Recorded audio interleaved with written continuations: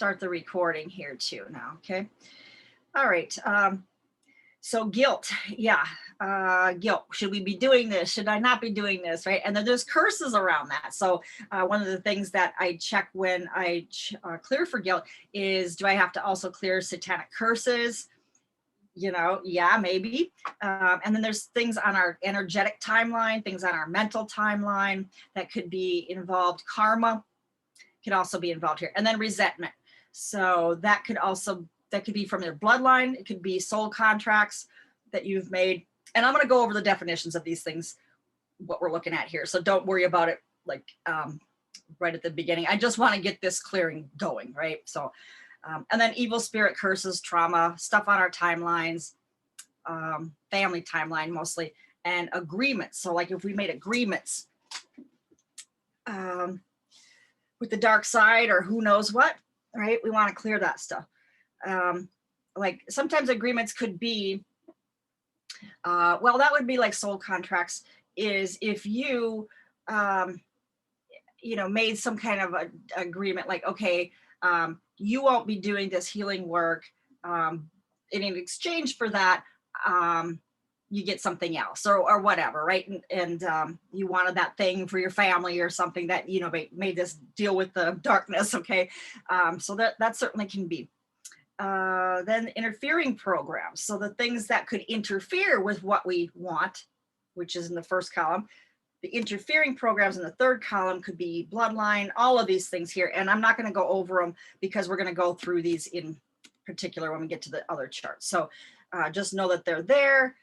Spiritual interferences, and these things can control a lot. So these are the dark energies, right? So some of them. Aliens, there's you know, reticulans, those are aliens as well, grays and so forth. And we'll go through that when we get to the entities portion. I believe that's tomorrow.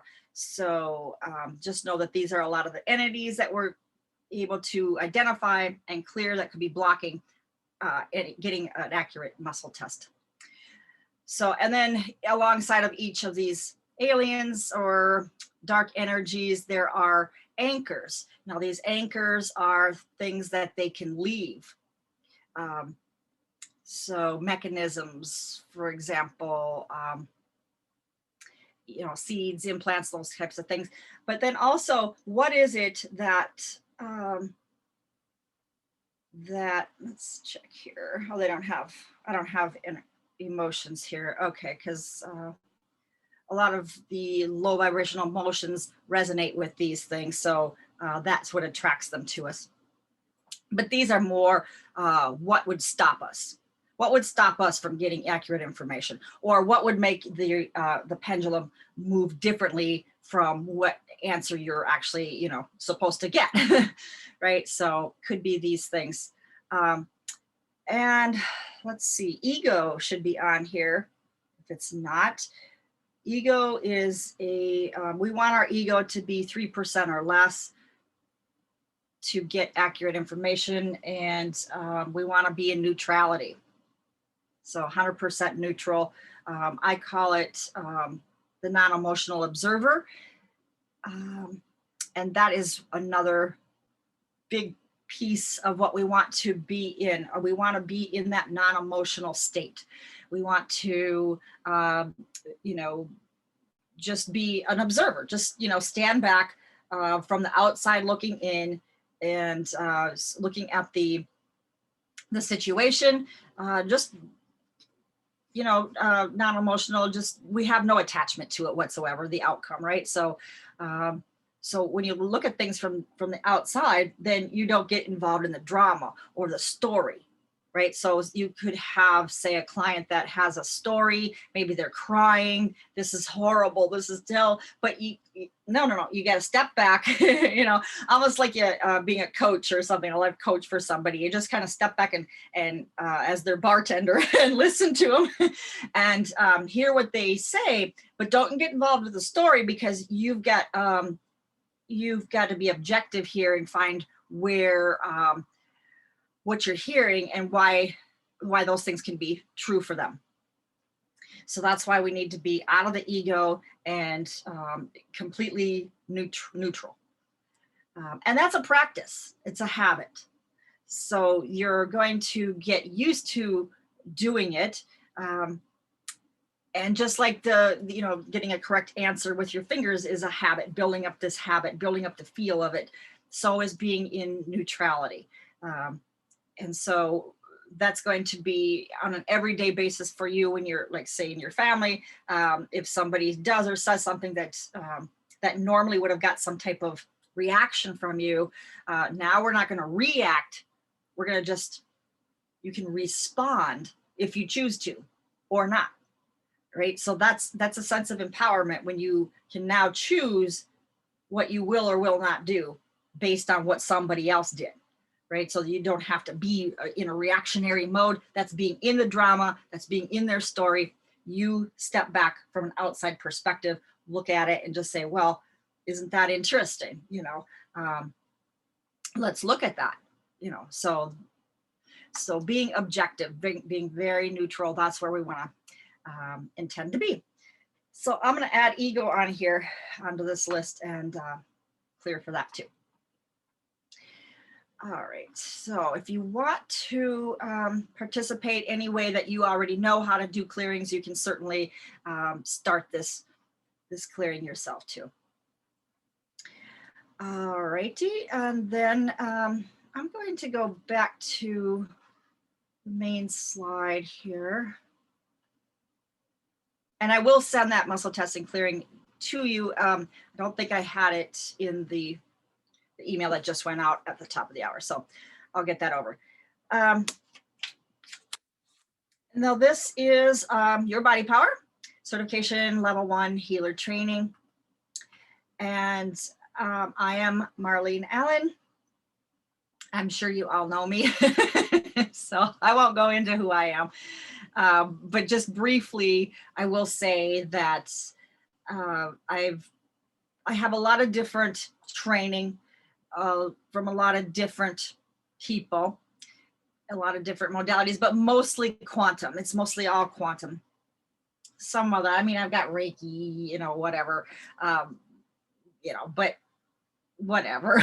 I did a little bit with SRT, if you know that, but mostly, and what I'm going to be teaching here is quantum activations. So this is the most powerful, I would say, method of working, with healing, is using the quantum field. So we've got somebody here that has a quantum physics background, pretty, I guess, and I don't.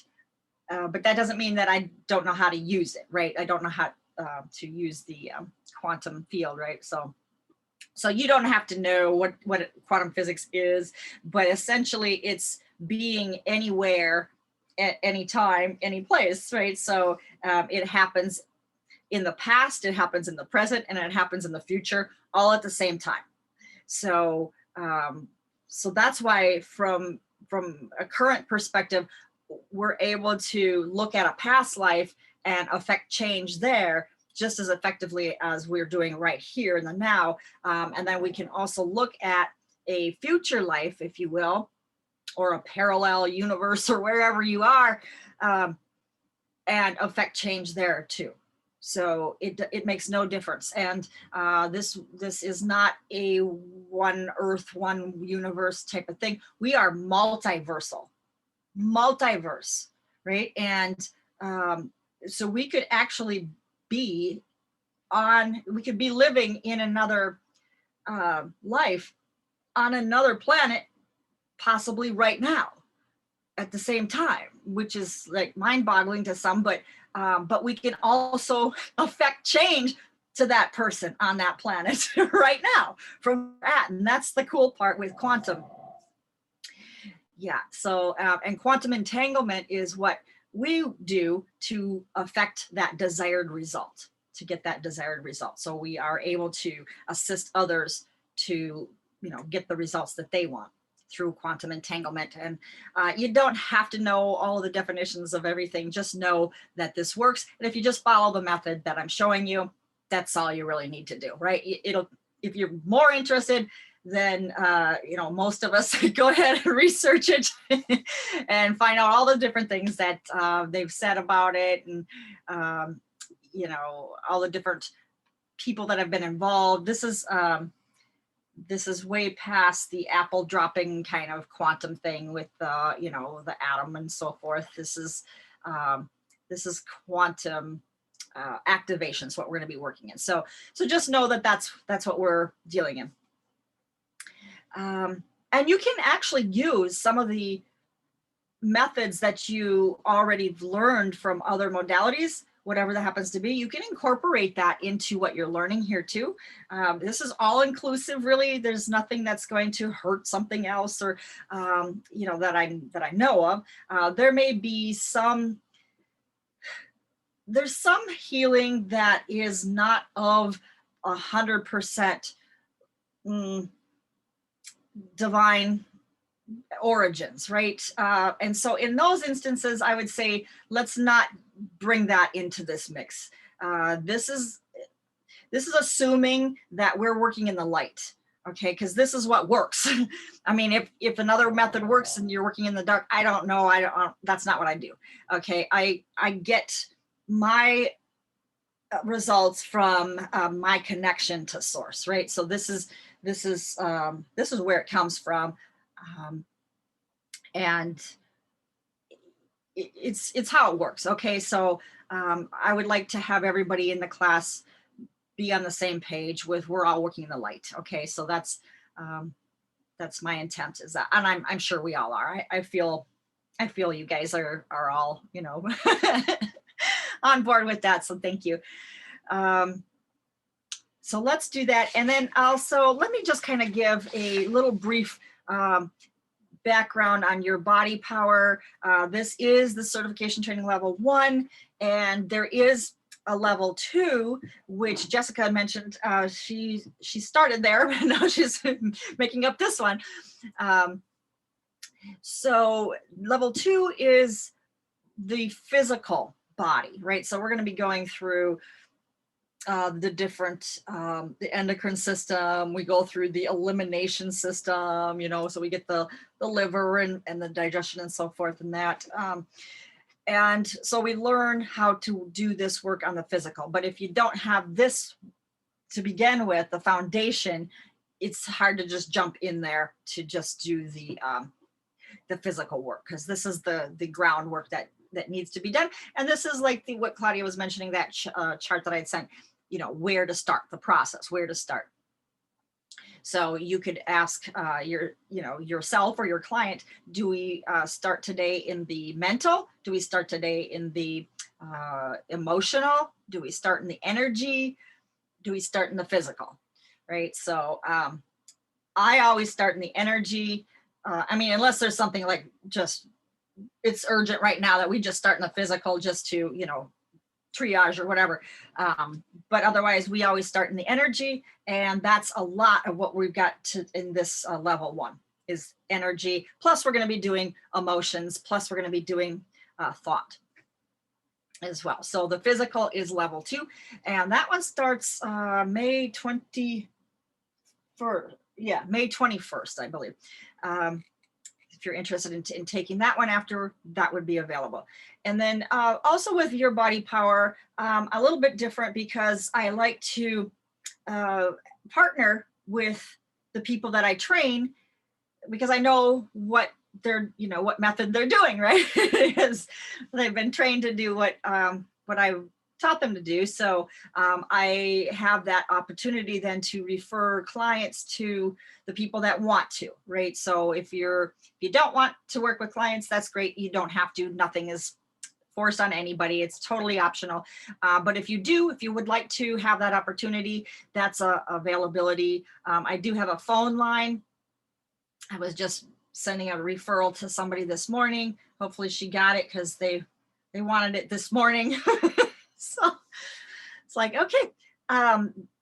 But so I've got some people that I can refer to. So if she's not available, she can refer. I said, hey, if you can't do it, would you send this over to the other, she knows who, and from there, whatever. So we could put you on that phone list, or we can also have you as a healer on my website. So I have a page for healer sessions, and you have a little bio, a picture there, and a link that people can book a session with you from there. So so that's something we can do. Healing, business success, and confidence clearing. So that will be towards the end. We'll talk about being a healing business if you're not already, and even if you are, I have some clearings around that. So clearing for success in this business, and also for confidence, and getting out of our own way, visibility, you know, that kind of thing. So that is available for you, and yeah, it's fun. It's a good group, and you'll meet other people too. So hydration is very important. I just want everybody to know that you'll get better answers if you're drinking water. So if you didn't already, you might as well go grab some. And it's best if you drink like every half an hour. Drink water, like at least every half hour, right? So good 4 ounces every half hour. So 8 ounces an hour is optimal, especially when you're doing this work, or anytime really, but just to stay hydrated. It's very important that the body has what it needs to be able to work with you, because we're asking the body questions, and you know, to get accurate answers. That's part of this muscle testing, clearing that we're doing. Yes, to get you know, correct and accurate answers from our muscles, to be able to use our body to rely on it to get accurate information. So hydration is absolutely important. So let's look at spirit, high self, guardian angels, guides, and what the distinction is there. If you are not clear on that, I'm just going to read a little bit here on this, because what we are going to be working with is high self. So that's part of our super conscious mind. Okay, so we have the conscious mind, right? So we're all, you know, with our 5 senses, you know, it discriminates, it, you know, has the ability to think and grow and learn and so forth. But then we also have the subconscious mind, and in it, it's subjective. So this is the one that it records everything, and it can play it back. It can play it back through what we experience with our 5 senses. So it's the seat of emotions, doesn't sleep, and it receives from the conscious mind, and it is a channel for high self, essentially. So it's kind of like almost a go-between. You know, it has, it doesn't think, so it's not, you know, a brain or anything, but it does, you know, it has, it can feel pain, you know, and so forth, but, and it has complete memory and recall of all that's experienced while you're in our body. So the subconscious responds to orders and performs really the automatic body functions. And through the high self, you work with the subconscious mind to clear these unwanted programs. And that's how it works. But so the super conscious mind then is who we're working with. That's the high self. And this is spirit, or, you know, / source, if you will. And it's like, it could be Holy Spirit, could be prime mover, first cause. There's all kinds of different words for it. And, you know, it could be the perfect mother, father, wisdom. But high self can work only for our highest good. Okay, so it can also be like the Father within, or the Christed, you know, consciousness, or something within, right? So it's the source of truth and intuition, and it expresses through thoughts, symbols, ideas, and concepts. So so therefore, if we listen, we can get maybe a picture, an image, or some kind of you know, you see symbol or something that means something, or some kind of idea, right? So the high self is made up of a group of souls whose main function is to guide the soul, or you, through the conscious self to the love of the Christ self. So its essence is joy and the happiness of spirit expressing through the perfect idea, which is you. So this group has access to a wide array of the levels of consciousness. So then there's a lot, right? So from where we are, Earth incarnated, all the way, there's levels upon levels upon levels. So it is, it has access to that whole line up. And so just to kind of go through what we're talking about, we've got spirit status of, from the incarnational third dimension, Earth level. You can go to spirit, Holy Spirit, Christ status, ascended master. You got Christ consciousness, universal God consciousness, Holy Spirit body, all the way up, Christ body, Godhead, right? So all the way up to the one, right? And above, right? So we are going to get you to the highest level of consciousness, and so that we can work from that perspective as well. So that's what I'm going to be doing. Now, it's important to have the beings comprising your high self all at the level of radiant love, right? Because we can have guardian angel, and that kind of thing. We can actually have guides too, but we're not going to require guides. Guides are they're a little lower, so we won't require the guides. Guardian angels, fine, and so forth, and our high self, which is this team. So that's what we want to make sure. So I'm going to do that for you. Marlene, I have a wonderful chart I could try and share with the group via email or whatever that shows it's from SRT. It shows all those levels you were just talking about. Like if people are visual learners, that might be like a useful chart for them. Like all those Christ consciousness levels that you were talking about up to the God. I have a nice chart that might be a nice visual for people I could share. Yeah, and that might be where I was getting the information here from, I believe, is probably SRT. So yeah, that's great. That they do a really good job with that. I couldn't I couldn't explain it very well. It's nice to kind of understand that there are levels and that there's clearing that needs to happen at those different levels, right? To be able to get to that high, I've never really understood this chart very well. So, but when you're talking about it, you're talking about those levels that we need to move through and clear through. Is that what I'm understanding? Yes, but we can also assign your team from that highest level. So you don't really have to have, you don't have to go through all the different things to get to that higher level. Your team can be on that level. So we can actually replace the ones that aren't, so that you're at the maximum effectiveness. Awesome. Thanks for clarifying that. Yeah, and with the minimum size too, right? So with the minimal amount of people on our team, getting the maximum amount of effectiveness. So that's what we want to do.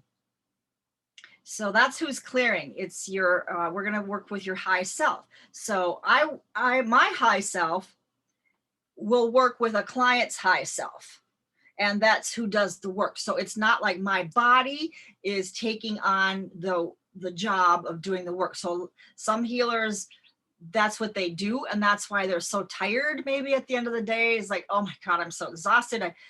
I can't do another, thing, right? Well, at the end of the day, for me, I'm just on fire. I'm like lit. I got to go outside just to ground. I'm like, okay, I'm buzzing, by then. So, so you could have it either way, but I choose to do it the easier way, which is to have this higher self team and letting them do the heavy work, right? And then it's fun.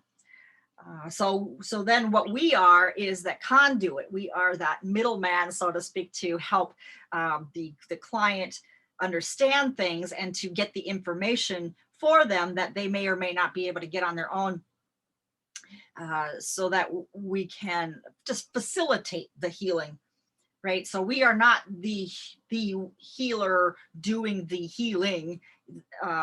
That's really not our role. We are the one facilitating and making sure that we get the information. Okay, I'm getting this. This is what they're saying, or now we can go ahead and tell it to do that, right? So we're just in the middle here, making sure everything works the way that it will, to the benefit of the client or whoever we're working for. So that is who we are and who we want to be working with, that high self. So that's there's a ton of information online too, probably around that. And then guardian angel, that's fine to have, guardian angels. They do things that are incredible. Sometimes for me, that you have somebody on your side, things just synchronistically move in ways that are beneficial for you, that open up opportunities, that things come to you. I can just be thinking of certain things, and for example, I have a ton of books. Just my whole room here is, my dad built like bookshelves the whole width of the room, several levels up, and I got them all full. Plus I got books across the back of this big couch I have in here. I don't know, I've got books all over there. I got books all over here. They're all over the place. So if I'm just thinking of something, the next thing you know, I've zeroed in on a book, and I'm like, oh, okay. I grab the book, I open it to the right page. So that was the thing that I was like needing to, incorporate into what I'm doing. And it's like, oh, thank you. So it works that way, and it cuts, it makes your job a lot easier, cuts through having to think about it, using your brain, thinking, you don't have to be that, in your head. And we don't want to be in our head. As a matter of fact, that's why we're going to be doing a clearing here in just a little bit about being in our body. That's where we want to be. That's where we want to live 100% in our body, and not up here. A lot of people are in the head because, if they're at their job, maybe, for example, they've got to, have that, the brain moving and working.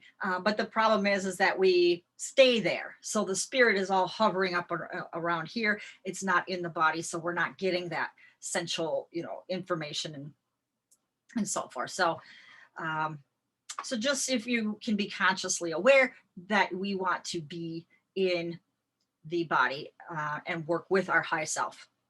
That's the optimal and ideal. So, well, we could take a break, but I think first I'd like to, let me get back to my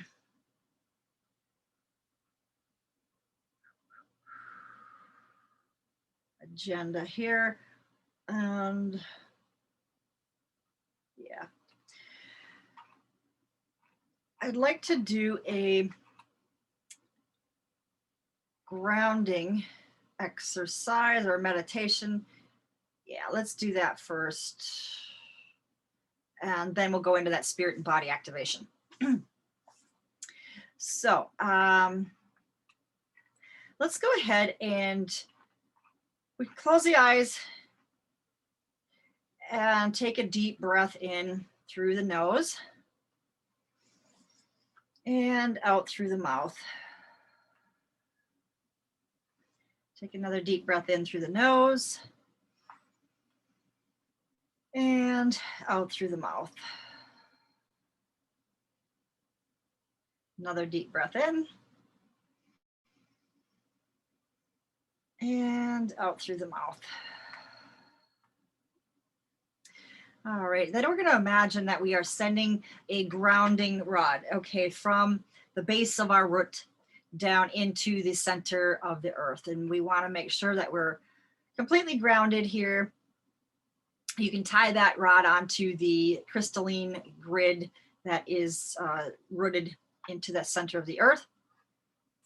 And make sure that it's nice and wide. We're going to be sending some energy down here, and we're going to hook that grounding rod up to, right now we're going to see that we have our adrenal glands, both adrenal glands. We're going to make a little line to that grounding rod. So we're going to hook up both adrenal glands, hook it up to that grounding rod, and now we are going to release all that energy out of your adrenals.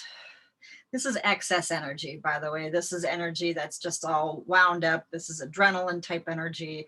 This is the surging type energy that gets the anxiety, you know, built up and so forth. This is all extra. So we're just going to let that go, release it all through that grounding rod.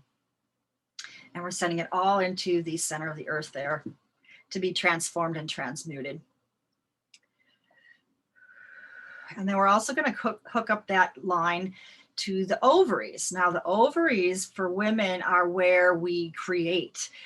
We also do healing from the ovaries, right? So all the different work that we do actually utilizes the ovaries. So we're going to connect both of those to that grounding rod, and let's let all that extra, all the projects, all the things, all the overwhelm, anything we're working on, let that energy flow out down through that grounding rod,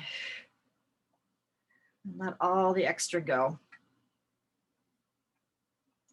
It's very good. Just kind of let that go. Yeah, and then also we are going to connect the sciatic nerve. This is running down your back there. We're going to connect that sciatica nerve into the grounding rod itself too. And we're going to let all that extra energy flow out of the nervous system, sending that all down to the center of the earth.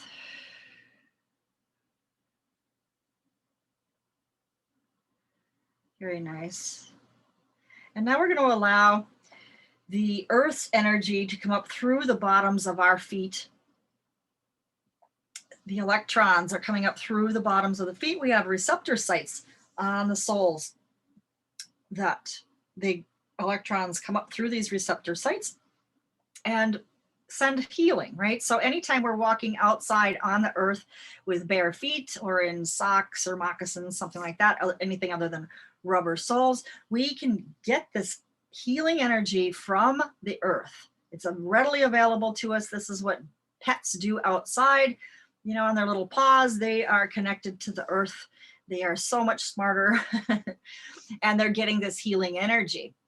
So we are getting that now too. It's coming up through the soles of our feet, filling in every toe, coming up into the ankles, coming up into the shins, up the calves. This energy is in our knees. It's moving up higher, up the legs, the thighs, into the hips. And right now it is clearing and cleansing that root chakra area. So let's just let it just spin, kind of a nice gentle clean out right here in the root chakra. Let this energy clear and cleanse everything that we have in that base area. And then we are going to let that go. So then let's just hook that into the grounding rod and just send all that energy, all that darkness, all the sticky stuckness back into the center of the earth, where it can be transformed and transmuted. Very nice. Let's take another round of energy up through the feet. And this time it's coming up through the legs, up through the hips. And now it is in the sacral. We're up into the sacral center here. And we're going to let this energy spin around, cleaning and cleansing this second chakra. This is where our ovaries are. This is the creative center for females. The hara is right in here. That's that abdominal area. This is creative. This is creative energy. This is where we create. This is where a lot of people do their healing projects. This is probably has some dark energy in it, if we've been cursed, which most of the time we have for doing this type of work. So we're going to let this energy from the earth clean and cleanse this area, getting out any cobwebs, anything that doesn't belong.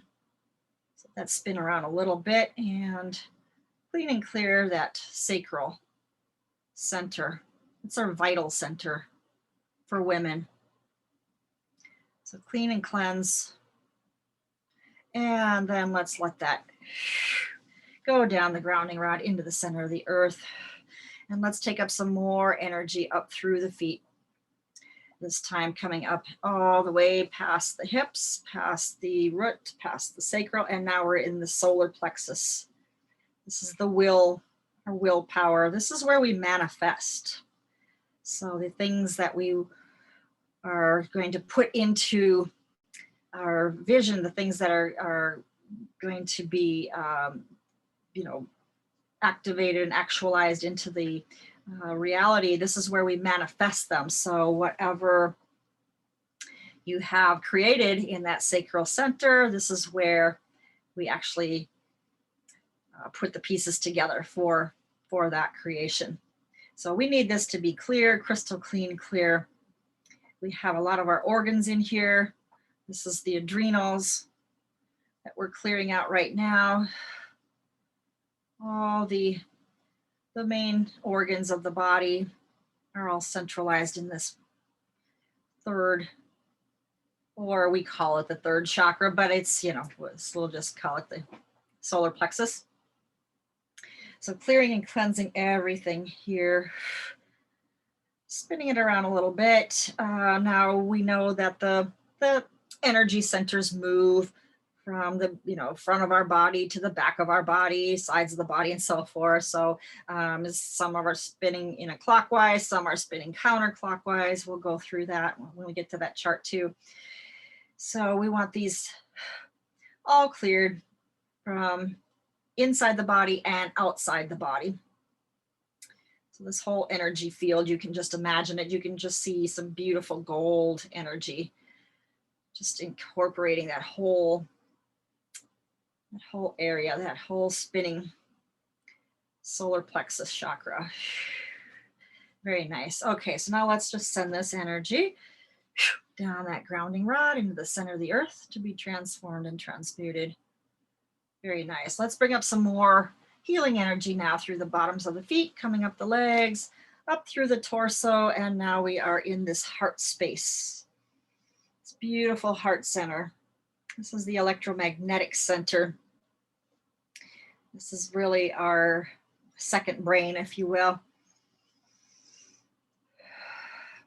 We want this to be a clear, clean environment. We have the heart in there, obviously, but we also have the lungs.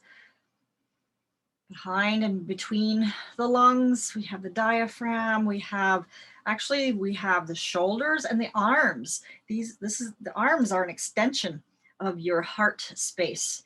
So all of this space here is the heart chakra area, and we want it all clean, clear,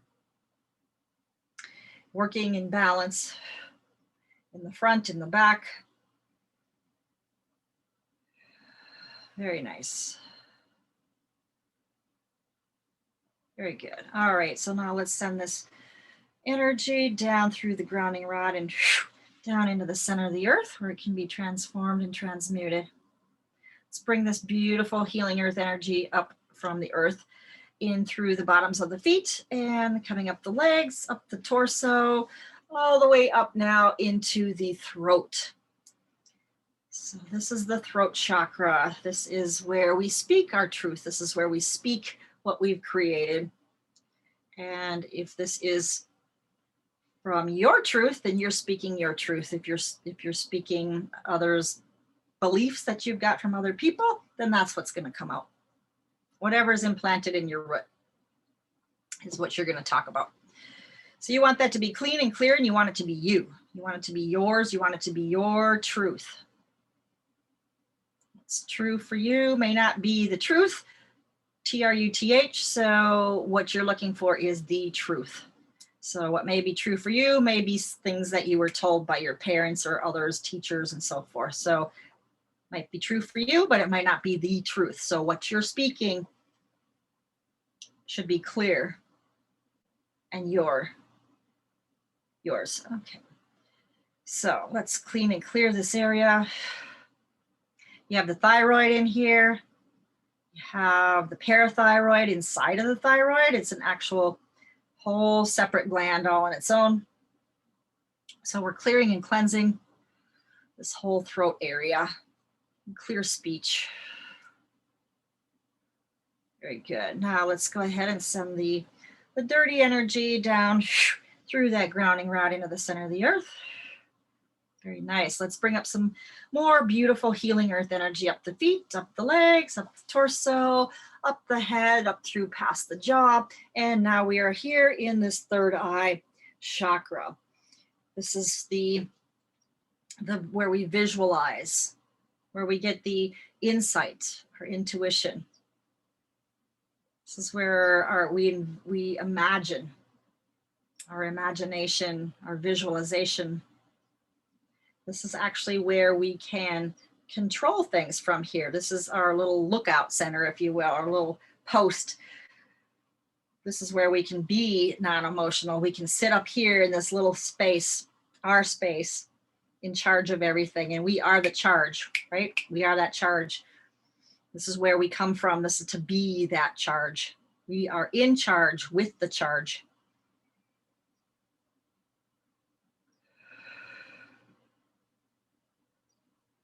Very good. Let's let this energy clean and clear out anything here that doesn't belong. Any mind stuff, any brain things. We're not here with thought, thinking.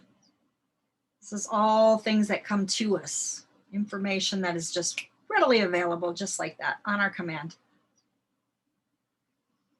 Whatever we desire, we can sit here up in headquarters, making this a beautiful, beautiful space for you, whatever you want this space to look like or feel like, however you want to occupy it. Maybe a beautiful chair. However, maybe you've got pillows, nice fluffy pillows all over. Whatever makes you feel good being here in your headquarters.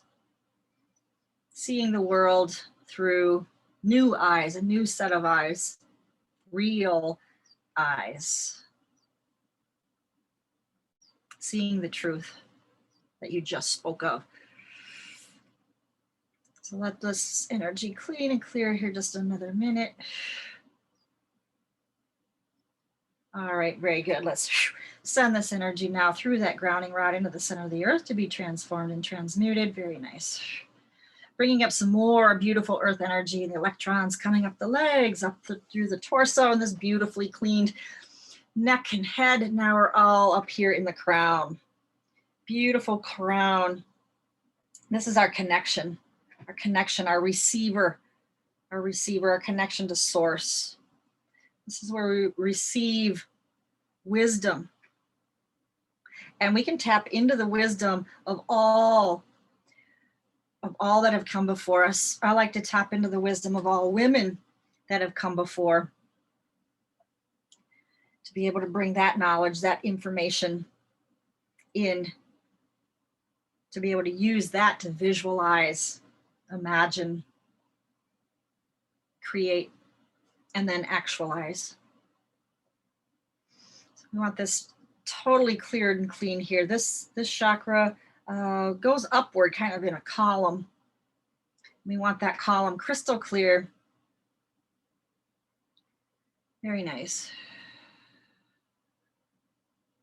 Cleaning and clearing all the spaces and places around that chakra, around that column of energy. You can see it glistening and glowing and just sparkling on the outside and from the inside. It's a very beautiful connection. Very nice. So we are connected to source. We are grounded to earth. And we are being and actualizing here in the center.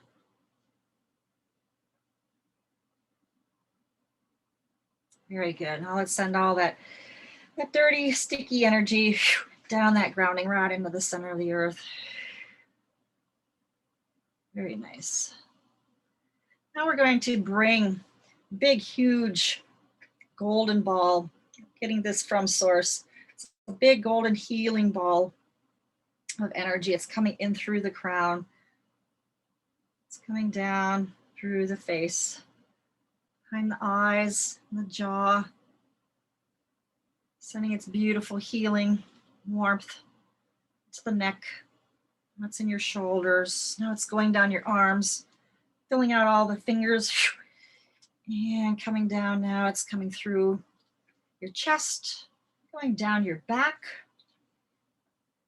filling in all the spaces here between the lungs, behind the heart, and the ribs, healing, sending its beautiful golden warmth through us as it's going now down the torso. It's in the solar plexus, coming into the belly, down the hips, down the thighs, coming into the knees, the shins, the ankles, into the feet, and filling out all 10 toes. Very nice. And sending all energy that it picked up that is not us down through the grounding rod, down into the center of the earth to be transformed and transmuted. Very nice. Now we're going to do one last piece here. And this is where we're going to envision that you have a little magic carpet on top of your head. And you, as a little mini-me, is sitting on top of this magic carpet. Okay, this is your spirit here. And we want to get your spirit all the way in your body. So we are going to lower this magic carpet so that your spirit comes in now through the crown. As the carpet lowers, still you're coming in now into your head, all the way through your face, your neck, embodying your shoulders, coming into your arms, and all 10 fingers, filling yourself up now, just like as if you were a balloon on the inside of your body, just filling in. You can feel every little piece, every little space inside of you from the inside out. Now this mini-me comes down the little carpet lower still as she's now in your chest. Just coming into filling in all the back, shoulder blades, the spine. Coming now through this solar plexus, filling in the belly. Spirit is completely animating the hips, this root chakra area. Many people avoid this, but we are all in. All in. That's my last name, Allen. All in.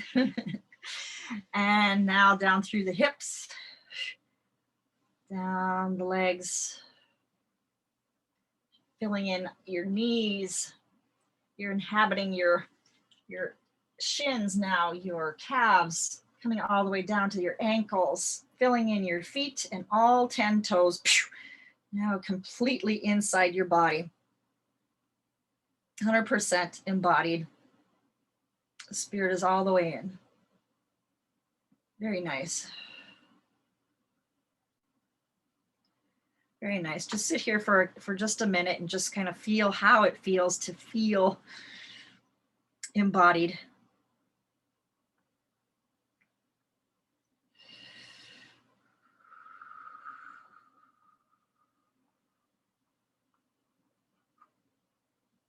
Good job. We're checking your life force. We want to be sure your life force is at 100%. We are at 100%. This normally will let go of all attachments that you may have in your field or attached to your body somewhere or in your body. Sometimes ghosts will inhabit your stomach area.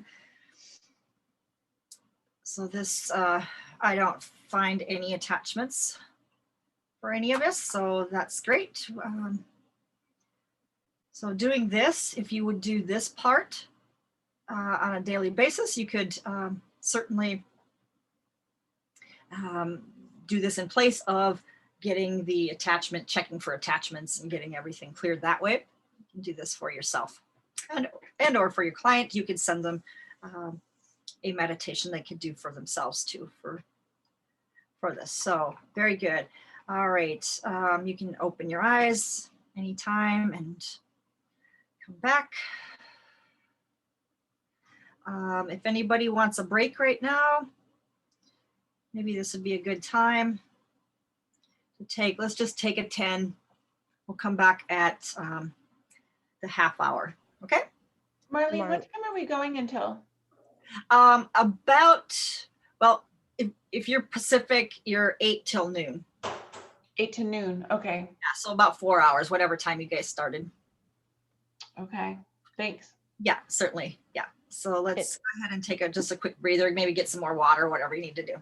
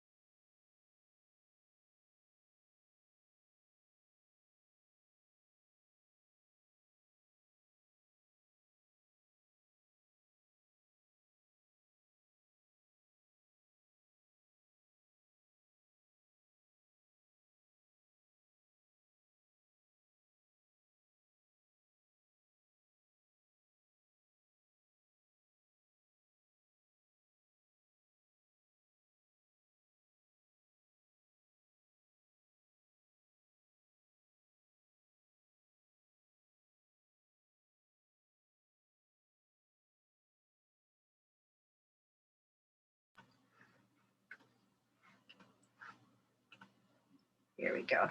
This is the chakra and aura chart, and I want to send this one to you too. So that's the muscle clearing chakra aura chart. And I'll make sure you have this here too. This is going to go through essentially what we just went through with the grounding meditation, but it's going to give you all the information you want to know about your chakras that we covered. Now we covered this, 7 basic chakras. There's more than that. Some people say 12, some people say 13 or even more. But if you're going to go, there's also like an earth chakra. That might be number 8. 9 can be, is above your head, like possibilities. And then 10th is actually higher self, I believe, right in there. And then you have 11th, which is your soul or spirit. And then 12th, that's the infinite, right? So, or God energy. And so 13 can be, multiversal connection there, right? So there's more, but these are the basic main 7 chakras that we just covered in that grounding meditation. So if you want to look at it from the perspective of color, you can certainly do that. Here would be the root chakra. Red would be the color that you would see of a completely healthy root chakra. That would be at 100% imbalance. So if you're seeing any colors, orange, for example, that's doesn't apply really to this chakra, but yellow is more of a survival type color. I mean, if you see colors, great. If you don't worry about it. Doesn't make a difference. You can just do what we did, and you can clear out the space with intention just as well. So so this is, with no first chakra, this is ability to walk and all that, right? So if it's missing, a God healing with a spinning motion, you can do this with your right hand. It will activate the former blueprint of that chakra, and then it can restore it, right? So you can ask, muscle test and see, do I have a first chakra? Do I have each of these chakras? Are they missing, right? So, but most, Marlene, when you're doing that for the root chakra, are you going clockwise for root? Does it matter? Yes, yeah, I am. Yeah, but now this one spins clockwise and counterclockwise simultaneously. Oh, okay. So you got one hand going this way, one hand going that way, right? So yeah, That's great. one of these things. So each one is going to have a different spin, and some of them have both. So this is the survival chakra, as we were saying. If you have had cancer or different things like that, that can have that chakra missing. But this one fuels the immune system, skeletal, digestive, liver, kidney, stomach, spleen, gallbladder, and DNA survival program. So that's chakra 1. So we want that to get up to red, 100%. Chakra 2, is what we call the sacral center. And so this is different for women, pink for women at 100%. If men had that, that would only be 60 for a man, right? So, but men should then be like a green. And you can just see the color, like, and intend the color, even if you don't, like, okay, I'm not getting any colors here. Well, whatever, just intend pink there, okay? You can just send in pink into that sacral area.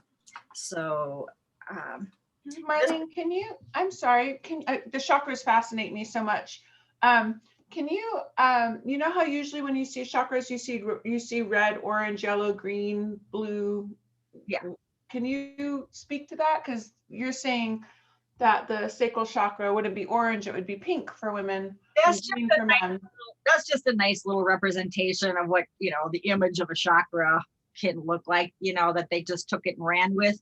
And that's why you see all those colors like that. But realistically, if you see color, you will note that the pink is the optimal for that area. If you see it. Okay. So, yeah.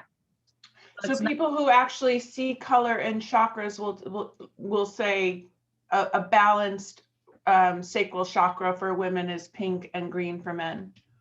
We'll see that. Okay, great. Wow, that's interesting. I'm sorry if I'm asking too many questions. No, that's a good question. Can I just ask another question as well? Like, what if I don't see like chakras or colors, but I just sort of like see patterns and colors, not exactly mandalas, but I'll think of something and I will see a color. Does that, but it's not necessarily associated with the chakra. So what does that mean? That's perfectly fine. But make sure that color is that, the highest and best for that application, right? So, are you associating it with that area, right? So, I'm not sure where the color comes in when you're seeing it, but if you're associating it for the highest 100% optimal function for that person, then, that could be associated. But if you want to just kind of use the chart and see how this feels to you, and apply pink to the sacral area and see if that feels right to you. Okay. I would try that. Yeah. Okay. All right. Thanks. But now this one spins counterclockwise in the front and clockwise in the back. So you could actually do this with your hands, around that sacral area while you're intending the pink and so forth. So then the next one up is the solar plexus, chakra 3. And here is where you'll see green as 100%. So that's the one with the strength, health, wealth. Divine male love is green. It's useful here where it incorporates a strong and beautiful qualities attributed to divine male love, which is protecting, providing, watching out for the tribe. But that's that will, that strength, right? The will center, that power center. So that's why it's that. And this one spins in the front counterclockwise and in the back clockwise. So I think that's the same as the second chakra. So you can intend that going that way. Chakra 4, that's the heart space. And you usually see that as green, but this one you see as red for 100%. And Red provides the yes to love and connection. Strongest energy for the heart chakra. Yeah, it's ancient, has been wired into the embodied human spirit since time began, said that love is the most powerful force on the planet and that with love, you can move mountains. So we create miracles with red as the power of love. So when the heart chakra is in this purest form of red, the energy of the human resonates way beyond unconditional love and joy, which is between 500 and 600 on that vibrational scale. And I'll show that scale here in a minute on another chart. But yeah, love, they say love or above. If you hear that, that's like that 500. You hear that. So this is between 500 and 600 usually. So this kind of love will have us resonate at a vibration of 700 or as an enlightened master. Now 700 is where we want to be to use our healing abilities. So we're going to go into that in a few minutes here to get our frequency raised if we're not up to that already. And love energy in its red form can mirror to others and create a revolution of compassion. It's potent and blissful to match. Yeah, absolutely. Most people aren't in that state. You know, if you were out and about somewhere, if you are, you stand out. I have people looking at me and like, why is she so happy? So it's like, well, whatever. And then so for women, 99% would be pink here, but for men, it would only be 40. But for males, green would be 97, but for women, only 70. So if you get different colors for males and females, that's why. And then it spins counterclockwise in the front and clockwise in the back. Again, so we've got this going on, and so you can also do that and see red for optimal. Now the throat chakra, we want pink for women here, 100%, but not so much for men. Men want green. So this is communication. For women at its strongest is delivered from the space of nurturing and love. That's why the pink. All right, so pink provides the amplification of love. It's the divine expression of female love. If a man wants to specifically lead women and match their energy to relay his communication to them, he would choose to have pink in the 5th chakra to match that for a woman. So a stronger choice though for men is green. And then it goes on to men and why green for them. So if you have different colors here, you know, what does that mean? I'm seeing yellow. Well, you know, mental energy loaded with facts and statistics, right? So they're not in their space. And this Darlene, would that also mean that like if you were dowsing or just muscle testing kind of percentages and you were like, oh, I got a 70%, it would be the same as if somebody saw blue and the message would be peace and stillness are good attributes for, you know, like could you use it that way too? Could, yes. So generally, I would just kind of generally use this as a rule, but it's not always accurate. I've noticed it's not always going to be that, because if I see somebody with orange or whatever, it's like, okay, well, maybe that's not 30%. I got a different read on it. So you don't have to question it. It doesn't have to match up exactly. It really doesn't. Right. Thanks. Kind of a guideline, but yeah, this one spins clockwise in the front and both clockwise and counterclockwise in the back. So you've got this going and one of these things in the back. So, but they could be missing. Like if somebody has had throat cancer or had, you know, a thyroid removed or whatever, you can check to see if they still have their 5th chakra. Now this one is the 3rd eye. Blue is what you would see here. Eternal peace, highest expression of the brow center. So these will provide the stillness from which to observe life and choose wisely. So when I was saying that to go into our little headquarters there and be in our space, this is that peaceful space that we would view the world from. And that would be blue. So this one spins counterclockwise in the front and both directions in the back. So you can see that happening again. If it's missing or damaged, there could be brain, you know, illness, injury, or dementia happening up there. So this is the crown, and this is gold optimally. So that matches the divine frequency. Yellow comes close, you know. So if you see yellow, you're on your way to where you want to be. And this one spins in both directions. And I mentioned that it was that column. Yeah, so it's kind of going around in both directions at the same time. Kind of a vortex-y thing going on. So, and so, yeah, this is the traditional, colors. Those are not the ones that I just mentioned. So don't use the color chart on this so much, but you can see where you have the chakras coming from, where they're, and then the names of the different aura. On the right side, these are the aura layers. And there's 7 layers. You've got the one that's closest to the body, and that's the etheric body. That's the lower aspects. That's the one that's closest to you. Now, the one that's furthest from you, the mental aspect, that's the one, the 7th layer that people can feel. Like if you walk into a room, that's the one that people feel. So cleaning the aura layers here, and you want to keep these clean. So you can intend that you're sending in this beautiful golden healing energy into each of the layers. They sort of do that sort of thing, checking where it's at and getting up to 100%, but sending in gold into all layers of the aura. You can also see it as, a full embodied picture of, a person like we see here, and, cleaning out all the different, stickiness, any black spots, any holes, and you can just kind of fix the holes. Right, so if you see a hole, or you can just ask, is there any holes in my aura? Yeah, which one? 3? Okay, so let's fix the holes. So you can do that, actually. Okay, and I'm going to talk about what this is here in a minute.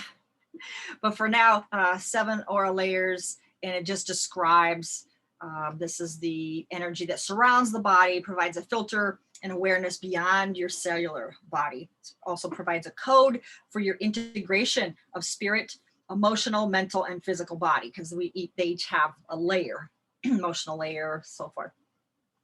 So it's multicolored, but at its worst, it's black or gray. So if somebody's been, had radiation or something like that, if they've been in cancer treatment, you can see black, you can see gray. Somebody's really sick, you can see, grayness about them. So your body has the ability to read the auric layer of another person. That's that layer 7 I was talking about. When someone walks in the room, you can feel that, and you'll know how that person is coming across just by feeling how that is, right? If they're real bubbly and happy, you'll be gravitating towards them. If they're real mean and critical, you might want to back off, right? And that's your own body doing that. It's not that you're mentally figuring that out. So that's your survival. Yeah, your survival brain will have you backing up if you come in contact with that person. So then you have the aura layer 1 that's closest to the body, emanates with the root chakra. So they're similar to the chakras. So the aura layer 1 is similar to the chakra 1, root chakra. So you'll have connection there between the physical body and the higher energy bodies. I'll let you read this on your own. It's interesting. Number 2 is the emotional layer, relates to that sacral chakra area. Layer 3 is the mental, relates to that solar plexus chakra. Layer 4 is the astral layer, and it's connected to that heart chakra. And then how far they extend out usually. Aura layer 5, the throat chakra. This space stores the blueprint for everything that's created on the physical plane, including your personality, character, and so forth. This can manifest with negative thoughts and emotions and negative aspects of personality, if it is problem energy in there. And this is the 3rd eyebrow chakra. Holds the space of our perception and intuition and spiritual vision, imagination, insight. And then aura layer 7, the furthest one out, this one corresponds to the crown.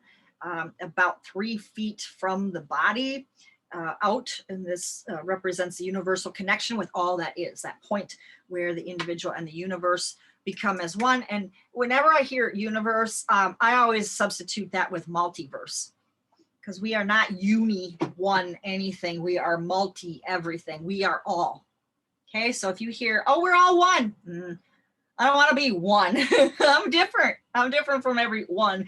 I'm all. Okay, so we can all, we're all, multi-universe becoming all. So I would cross off universe becoming one as multiverse becoming all. And so that brings me to another point that I would like to make, is that the words we use us. So words, I have a friend, she's also a quantum activations, quantum healer, and her name is Sherry Anshara. And she's has what she calls wordology is your biology. And it's so true. It is so true. What we speak comes, okay? And it's even like in the Bible, the word, right? The word. And so how do we call things to us? It's the word. So you'll hear, for example, on television or video, I don't watch TV, I watch some video channels that I subscribe to, but you will hear people saying things like, oh, it's just my luck. That always will happen. Like, really? Is that really what you want? Because that's what you've been getting. So she's repeating what she's saying. Okay, so because she observed it before, it happened that way, that she's now assuming, oh, it's just my luck, it's always going to happen that way. Okay, yeah, then it will. It will always happen that way. She's already claimed it. But if she looks back at the originating place, where did that start? Well, maybe she was saying, oh, nothing's, I'm not good enough for this to happen, or I'm blah, blah, blah, blah. Wherever it was, she started that ball rolling down the hill by those statements. So what we say, Sherry also said that, what we say makes our day or not, or our lifetime, actually, because it's a self-fulfilling thing. The more that we talk down or bad about ourselves, there's actually a thing on a chart that you'll see a little later here. It's called black magic, and that's what that is. It's when we speak of ourselves or think of ourselves in a negative way. You cause things to happen, and it's in thought, it's in perception, how we perceive. There's also another area called atheist thought forms, and that's around not believing in yourself. So that's similar. It's not really the words, but it's thought around yourself. So that is a very, very, very important distinction. I want everybody to think about what they're saying. If you can be very careful in the next few days and monitor your words and how they come out. And you'll see sometimes people say, oh, I took an aspirin for my headache. Well, you're claiming that, okay, my headache, now you've owned it. So they're owning a headache. It's like, I wouldn't want to own anything that's harming me, right? So be careful that you're not saying you're owning, my headache or my bad back, that kind of stuff. So let's see. Oh yeah, Nathalie has a good question. I just looked in the chat box, and yeah, selenite is email I wrote to you about having a piece of selenite. This is good for getting accurate information, intuition, and so forth. You can read up on it on crystals and whatever, but and then hematite under the feet. So that's a good question, Nathalie. I have pieces on the floor underneath my desk, and yeah, I put my feet on the hematite. That actually does ground us, and it filters out dark energies and stuff. So yeah, so that's a good one. I usually do that when I'm going into past lives. I want to make sure I'm totally, connected and protected and so forth. So that's a good one. So was it necessary to have our feet on the floor during meditation? I did not initially. You don't necessarily have to, Diane. That's a good question though too. But if you can visualize that you have, you know, bare feet on the ground, maybe you've got this nice cushy grass, you know, beautiful lawn. Maybe you're sitting, you know, in this nice patio furniture out there with this, you know, a nice little cool breeze coming through. And then you can envision those electrons coming up into your feet. That would be a good way to do it, even if you're inside and it's a snowstorm outside. So it takes time to trust yourself to get accurate information. Yeah, yes, and you can clear yourself for that too. So we've got the clearing with the muscle testing, and we've got clearing for intuition. So we've got that coming up here today too. So that is one way we can cut to the chase. Do you have to clear your hematite? I'm getting yes. So that's a good question, Jessica. Just the same way that you can take, you know, crystals, whatever you have, and you can put them out in moonlight, even full moon. It's really cool too. You can wash them. Well, I'm not so sure about the selenite with salt, but read up to get accurate information on how to clean them. But you can use salt, I know, on some of them. But yeah, clear them yourself to 100% pure, you know, pureness that we want, only source energy here, and so forth. Yeah, so that's a good question. All right, so we've got the chakras and aura chart. I'm going to send that to you. So let's stop screen share. And yeah, so no water on the selenite. Good. Yeah, Nathalie, I didn't think so, or it will melt. Oh, gypsum or something in it, or okay, yeah. Yeah, it does feel like it's not a real solid piece. All right, so let's go back to this one. Okay, so we're going to go into, okay, so yeah, meet the swirl, golden swirl. So this is my interpretation of how to manipulate the quantum field. So you can feel the quantum energy build. Okay, so this is, if you want to, for example, you know, if you have a pendulum and you have, you know, the healing, that you can send it into a, you know, clockwise swirl, kind of like thing like that, right? And you can kind of feel that movement, right? So you get kind of where you feel this groove, and you can be kind of one with that thing in your hand. It becomes an extension of your hand, right? If you feel that groove and you set the thing down, you can still feel that, right? So so you've got this kind of swirly thing going on. So if you take your hand and just kind of do that, another way would be just really, really subtle. It doesn't have to be all spinny. It can just be real subtle. Okay, so you can feel when you're tapping into the quantum. You can just really, even just a real small little touch in there, and you can just feel that when you hit that, you hit the groove.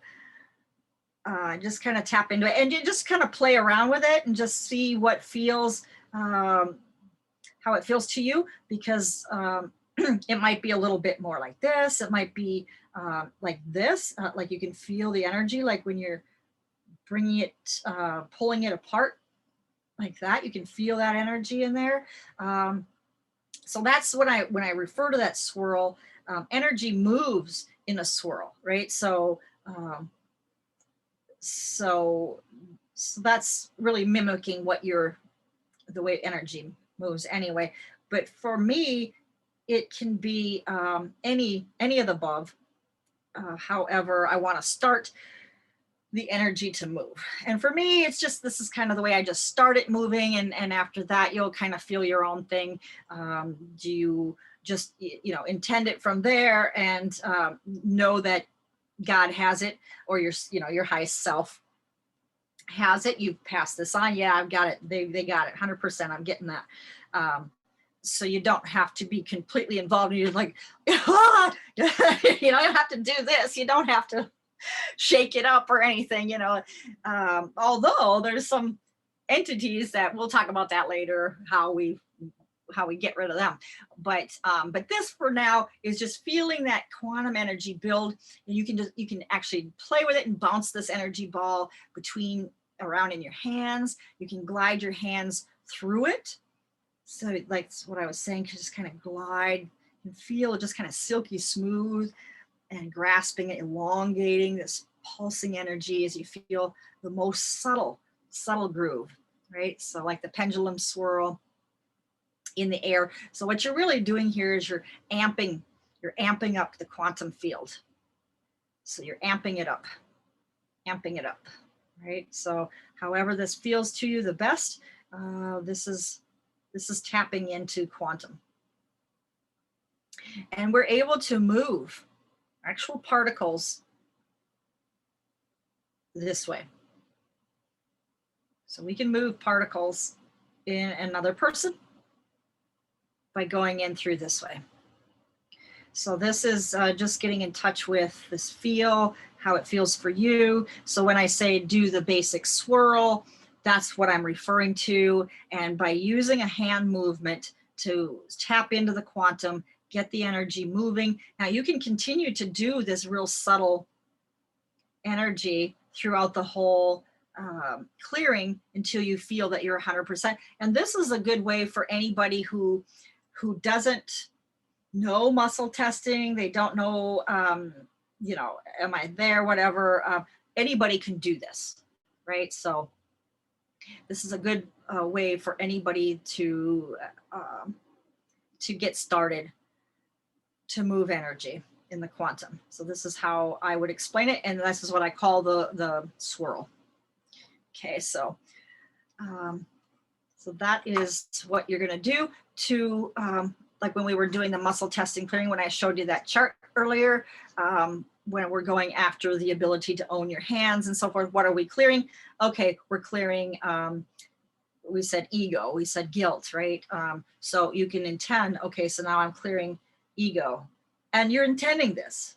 Okay, so when you're feeling anything and you're putting your intention into something, especially for 17 seconds or longer, you're calling it in, right? So when you're intending anything, and it doesn't even have to be for 17 seconds, but I think at the beginning, this is a good start point for everybody, is to at least intend on it for a good 17 seconds. And then you can move on to the next. You can check to see, have I cleared it? You can also, at that point too, you can also use your pendulum in that clockwise position. That's a clearing. Oops. Yeah, that clearing clockwise position, right? And then when you asked it to give you a yes when it's complete, is it clear? Yes. Okay. So now it's clear, right? And then you can check with your fingers. Am I 100%? You can double check, right? And there's things on the computer. There's videos you can watch, how to use a pendulum, how to do muscle testing. So I'm not going to go through all that here because there's plenty of information online how you can do it. And I think that would be a good thing to do, to research on that and just play around with this. Okay, especially between this weekend and next weekend. That would be the assignment for those of you who aren't already familiar with it. So that's my recommendation. There we go. Okay, so let's go into now our next piece will be somewhere. Oh, here it is. It's behind. All right, so I'm going to stop this one and we'll go here. Okay, so this is going to be owning your body power. So we've got light body power and body ownership, And then this is the frequency of vibration elevation. So this is where we're going to make sure that your frequency is 700 or above, which is healer energy, but we're going to go past 700. So this is the prep work that we would do. Chakras balanced, check. Auras cleared, check. Let go of attachments, check. Clear blocks. Well, that's what we're looking at here, clearing the blocks to muscle testing and different blocks like that. But increasing your life force, we've got that up, so check. So we went through the chakras and aura. And so this is, you know, a little, but again, the colors are the standard colors that they always use, right? So, but it'll show you how energy moves, and it is upwards and downwards, the top and the root. So we've done that, and that's the life force. So I always start every session checking people's life force. This is the, tells you where their energy is at. If they're not in the, you know, 95 to 100 range, then okay, let's check to see what else is affecting your energy. Is there something with the chakras that are off, the aura, something stuck in your aura field? There's spirits that can be stuck in there, and also entities that can be, you know, attached, right? So that we are not getting 100% life force, because they take life force. That's what they do. So that's what they want. That's what they're doing. They're sucking people's life force. They suck life force energy off from humans. That's how they get theirs. Okay, so that's, that's why we're like, no, you can't have our energy. So clearing the attachments and then getting the life force back up to 100% is where we want to do that first off, and this is clearing the energy. So then your frequency of vibration is also very critical to your health, well-being, and so forth. So if you see this chart here, this is, I think, Hawking's, I think that's who's the power of, or the, I don't know, the power of force, or I don't forget what the book that was. Anyway, at the bottom here, you know, on the left side, you'll see these low vibrational emotions: anger, guilt, shame. Jealousy is so low, it's not even on here. I think it's a 16 or something. So when we're in those states, we are in very, very low frequency range. Okay, so on the right side column, you'll see that's low energy, low frequency, and a long wavelength. And here is where we're really just, it's contraction. We're like, ugh, why is everything so hard? I don't know. Why is nothing ever worked for me? You know, and it's the suffering, getting by. Things are like just pain, right? But as we move up into that neutrality we talked about, where if we can just stay in that non-emotional state, just be that observer, step back, get out of the story, don't be in that drama, just step back and at least be in neutrality. That's where we see the energy expanding a little more. So we can be going up more towards flow, right? So when we get into that purple area, that's the flow state. That's a higher energy, higher frequency. Things start coming to us or for us, the synchronicities. Like I said, when I can just zero in on a book out of the, I don't know, whatever, hundreds of whatever books I got in here, zero in on one, pick it out, and it opens to the right page. That's how that happens. It doesn't happen because I don't know, nothing ever works. That wouldn't work, right? So that's how this works. And when you put your mind to it, the things that you really desire will come to you. And so the higher the frequency, this is where you're want to be living in as much in the love, you know, state as you possibly can. Joy, peace, you know, maybe some people feel that when they're outside in their garden, petting their kitty or whatever, you know, happens to be. The more things you can do in that range, the more you'll stay in that range, and things will start, you know, arranging themselves to be in your best interests. So that's where we're going to go with getting the frequency. So of course we let go of what doesn't belong, and that's where we, when we did the meditation, we don't have any of the attachments. And so quantum activations, like I said, but it's not Newtonian. That's kind of old. That's that Newtonian atom thingy. But of course, all the images online, they don't get it pretty much. Yeah, grab the images you can, I guess. So let's look at body ownership first. So this is the ability to achieve and maintain full body ownership.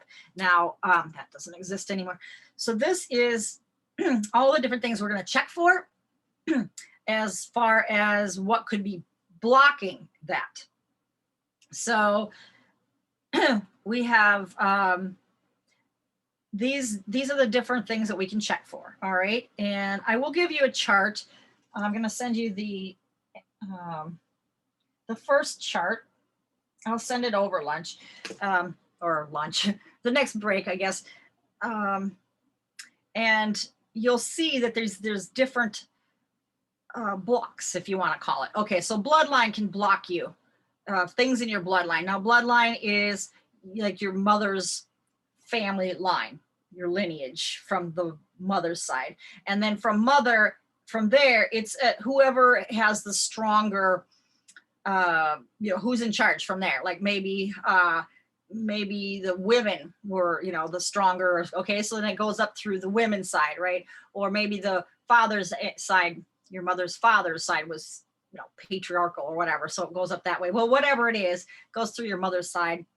And if there's anything in there that would block you from having full body ownership, you would test, what is bloodline an issue? Is that a block for me to maintaining full body ownership? I get no, but that's because I cleared myself, right? So if you get a stiff yes, yeah, it is, it's a block for me, or you check with your pendulum and you get the the no, back and forth. You got to tell your pendulum, of course, and just make sure you research how to do it. But the no is back and forth usually, and a yes is forward and backwards. So depending on what you get, yeah, I got bloodline there. Okay, so then you want a cleared bloodline. You can put that on your list. Clan is another thing to check for. That's similar to bloodline, but this is it's the family thing, but it's more around belonging. So this is how things work in our family. If you want to belong to this family, this is how it is. No one really says it like that, but you get the picture. That's, to fit in, to belong, which nobody wants to be excommunicated, to belong, you do these things, right? So whatever it is. So is that blocking me from maintaining full body ownership? Yes or no? If so, it goes on your chart. You want to chart it, and okay, that's one thing I have to clear. And then that's when you can get into this quantum swirl and just start affecting change there. Okay, so now bloodline. All right, so I started clearing bloodline. Now this is what, 2% clear now, 3% clear, 4, 5, you'll start going until you get to that 100% clear. Okay, Marlene, now, I have a question real quick. Yeah. So are you setting this up for everybody to do this right now? I am. These, or are we doing this like as we go while we clear, like at this moment? Yes, we're all doing this right now. So let's go ahead. Okay. Yeah, let's go ahead and do this. I'm doing it with you. So we'll Yep. this, by today sometime. I mean, just depends on where everybody's at and if there's some stickers, things that we got to clear for. But yes, I'm working with it. Yeah. And then we're doing it. Yeah. Yes, but I want you to do it. Yeah, start getting the hang of it.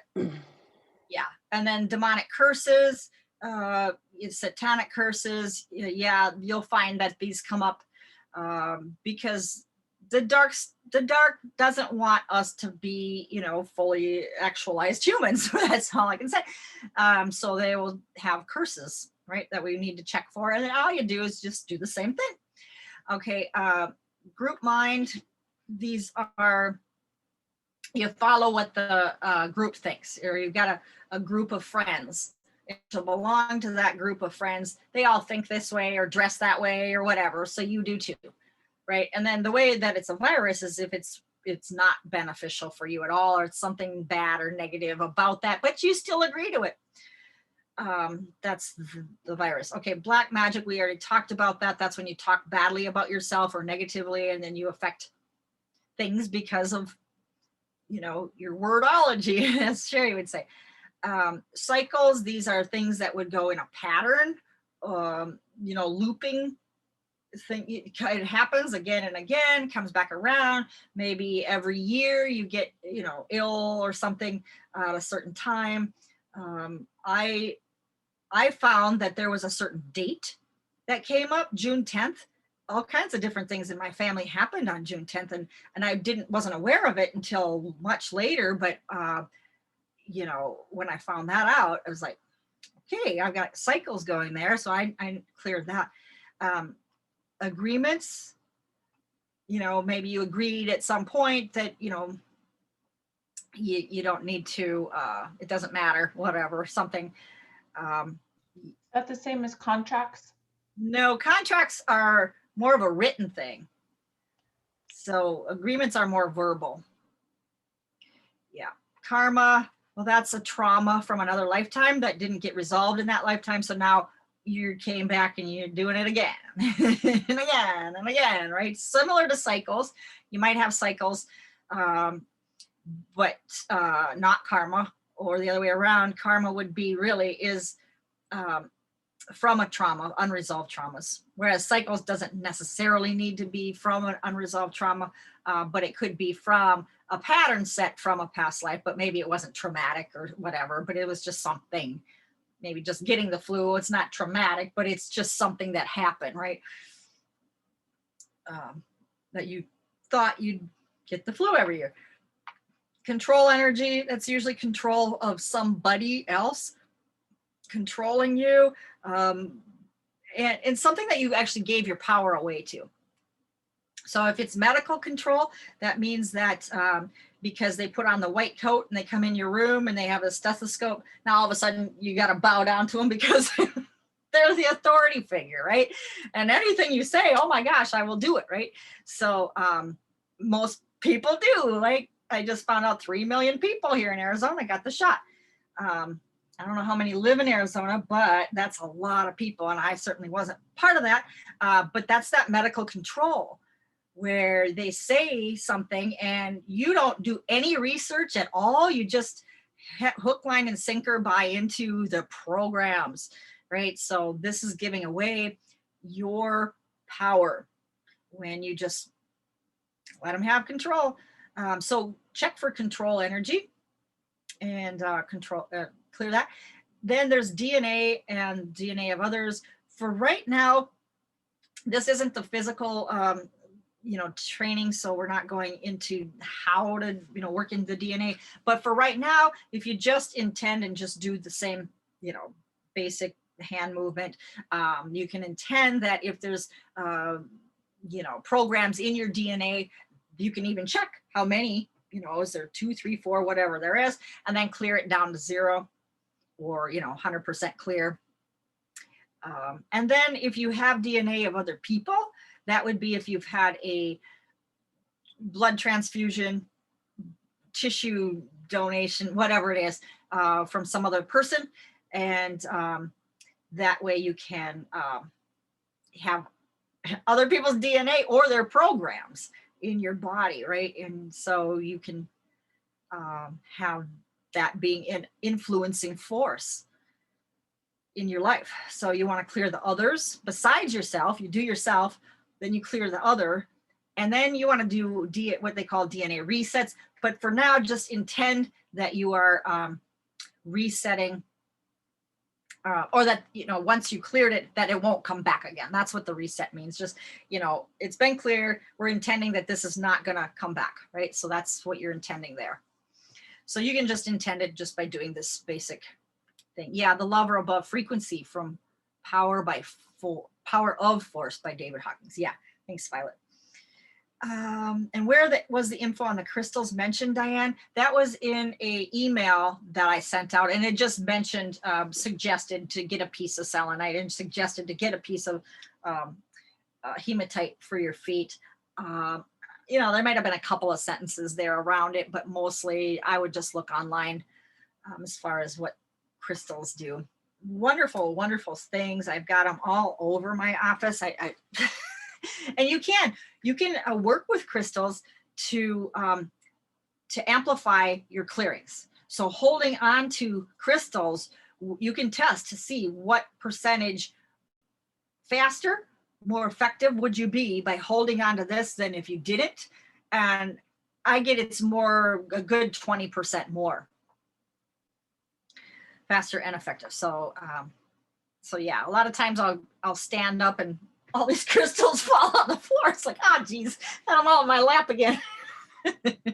So yeah, but it does, it works, it will work quicker and better for you. So these are more, this would be the emotion anchors that would prevent full body ownership. Checking for any of these. And if you get a yes, is there jealousy? No. Hatred? Yes. Resentment? No. Blame? No. You know, and so forth. So only do the ones obviously that come up for you or whoever you're doing it for. And then clear those. And then seeds are the anchors for each. So if they're, just ask for right now, that's all I'm going to say about that, is just ask, is there seeds that I need to clear? Yeah, probably will be, unless you've cleared this before, but and then amping up the gold energy to let it go. So that's this basic hand movement. DNA of others, Nathalie, can we relate that to the new vaccine with RNA? Maybe RNA in English. Okay, yeah, it's RNA. Yeah, so DNA of others. Well, yes, I think so.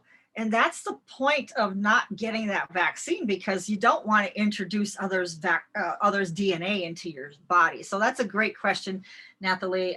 What people don't understand is what they make these things out of. Are they monkeys' DNA? I heard that. You know, and sometimes they use fetal parts, fetuses, aborted. I don't know what. I don't know, but all I know is it doesn't belong in the body of me, and heavy metals, and you know, the mercury or whatever, manufactured stuff, right? So that's, I have heard that. I don't know what that is true of, but from like they were saying that about the J&J vaccine, but for the Pfizer and the Moderna vaccine, they don't take like the DNA of like others or other, from what I know. What they do is like that spike protein on the virus, that so the virus is messenger like RNA, and so it has to build that spike protein. And so what it does is that it just takes the portion of the virus that builds that spike protein and it puts it into something, and they inject that into our body, so our body recognizes that as foreign. So so it builds like an antibody to that. And so like if you actually then get the virus, your body will say, okay, that's not mine, that is foreign.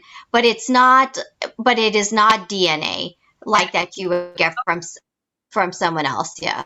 Thanks for clarifying that. And for this new shot, I don't know, but I do know from other vaccines that they do have that in there. So I just say no to all of them. It's my personal choice, but yeah, thanks for the clarification, Pretty. That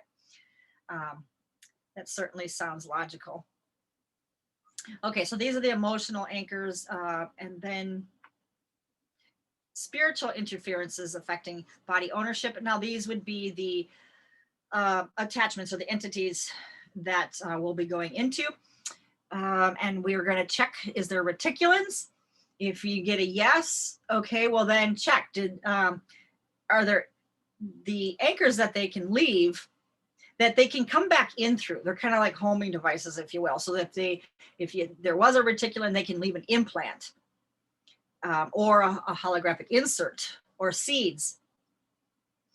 Crushed and deception, those are emotions. So, but they resonate on the same resonance as those emotions, right? So if you have crushed, do I resonate with crushed? Yeah. Do I have deception? Yeah. If you get a yes, then put it on your sheet, and you want to clear that whole line or whatever ones you get. The next one to look for is reptoids.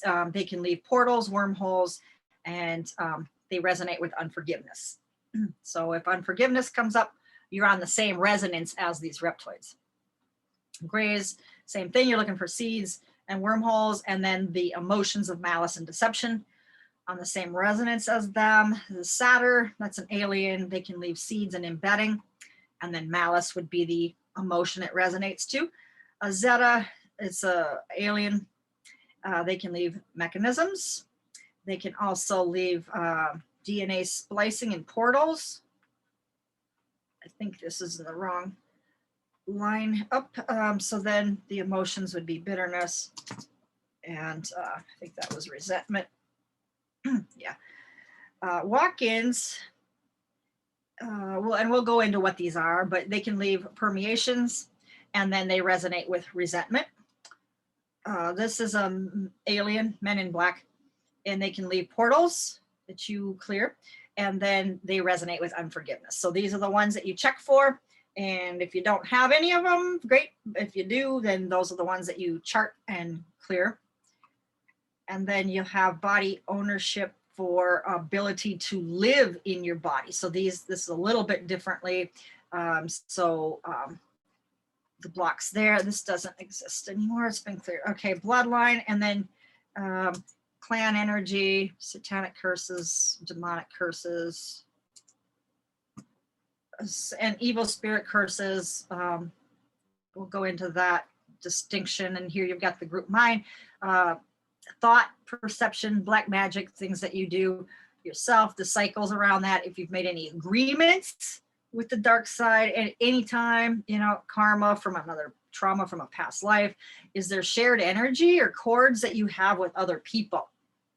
So this would be a big reason why you're not fully in your body, because maybe you're sharing energy or somebody else has tapped into you or corded into you. This is what mothers do with children, and that's perfectly fine. That way they know if they're crying or doing whatever at night, like that, eyes in the back of your head, that's what that is. So that's okay for children, but you shouldn't be cording into your husband just to know where he's at or what he's up to. That's not healthy, because it usually cords into the testicles and they feel it, and then they start backing off from you. They don't know that's what happened, but that's the energy of it, right? So just know the more that you're pushing, the more he's going to be backing off if you're doing that, right? So don't do that. But people can cord into you, so you should check. I check regularly because I work with a lot of people during the day. So I need to check, did someone cord into me? Do I have energy of somebody else? And if so, you got to clear that. And just for now, just do this, and we'll get to any distinctions of what else you can do later, but just continue that you're intending that you're clearing these items off this chart. That's all you do for right now. Marlene, can you just say that this list looks a lot like the original list for body ownership blocks, but you're saying you go through this list and a couple more things for blocks for ability to live in your body, different than general blocks for body ownership? Yes. So you may find that bloodline doesn't take you quite as long to clear, because you cleared a lot of that because of another intention, right? And it may have some overlaps here. So yeah, exactly. Good question. You are clearing a lot of the same stuff, but it just could go a lot quicker. Like, okay, boom, boom. No, I don't even have cycles. I don't even have them anymore. Blah, blah. That's already been cleared. But just test, is that there for this intention?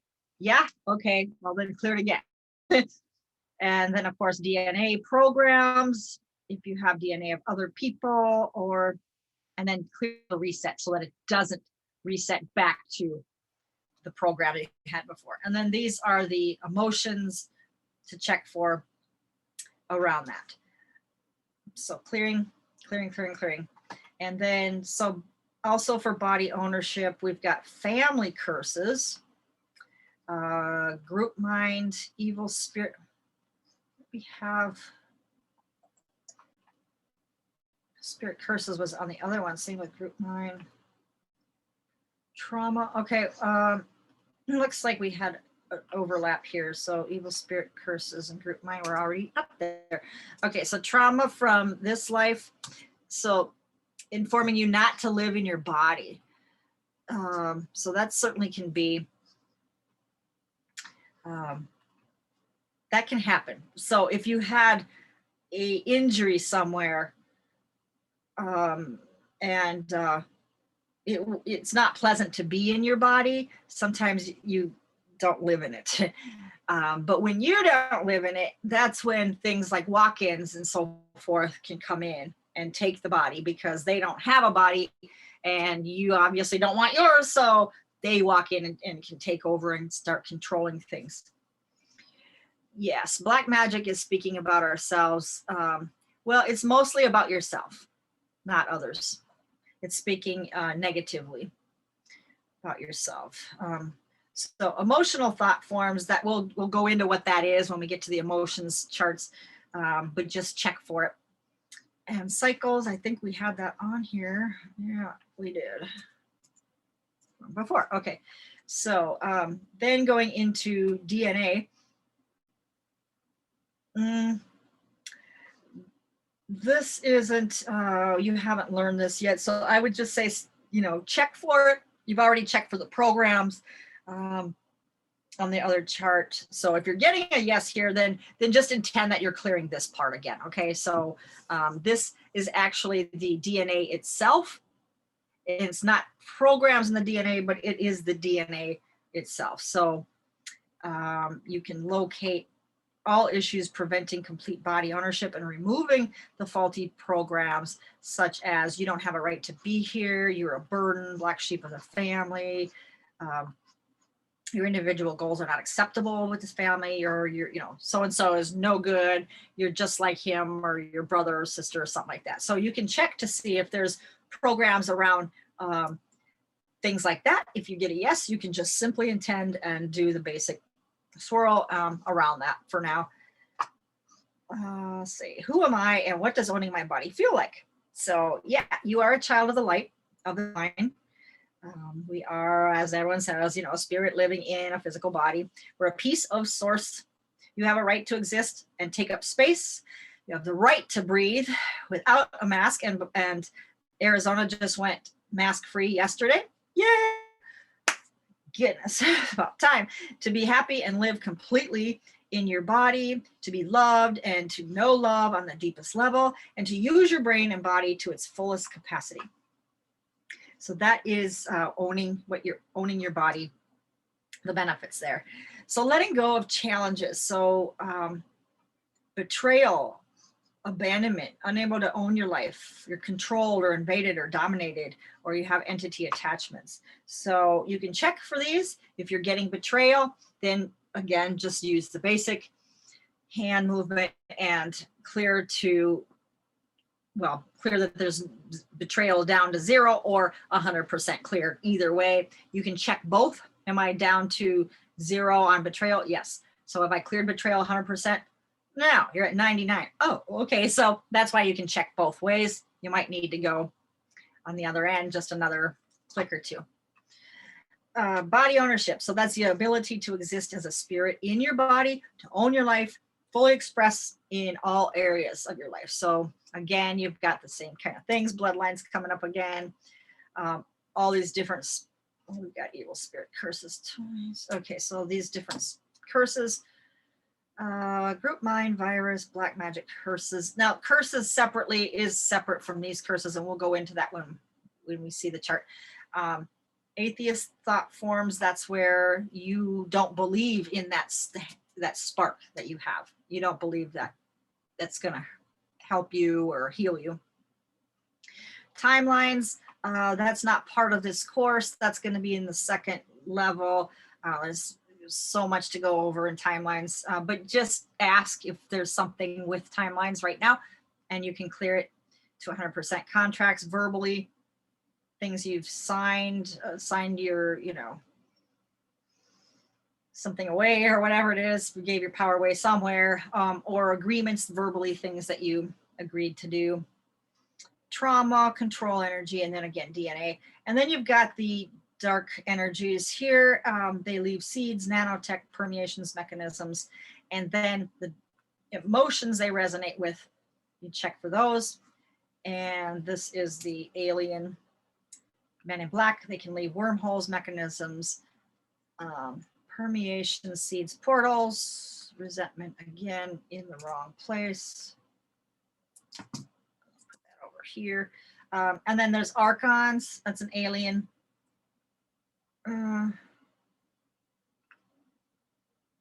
Synthetic. That's another alien. Okay. Synthetic and alien 8 variety. Okay, they can leave seeds. And then the emotions, hatred, crushed, and bitterness. So checking all that. Okay, so now your light body is the ability to raise your frequency to a higher vibration in light. So now we're moving into a different, this was body ownership. And now we're, so that's the ability to live in and own your body. And then this is the light body. So this is where we're going to raise your frequency to a higher vibration in light. So letting go of any density, darkness, domination, suppression, and control. And I sent you, I believe I sent you, if not, I will send it to you, a clearing chart for domination, suppression, and control. And it's a whole chart of things to clear for. Here it is. I'll show it to you.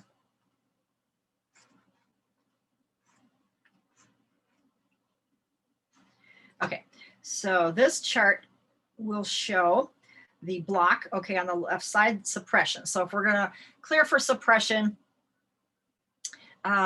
we are gonna look for, well, like I said, that's been cleared. So that was supposed to have been edited off from here, but it's not. So these are the things that you check for, just the same as we've been going through before.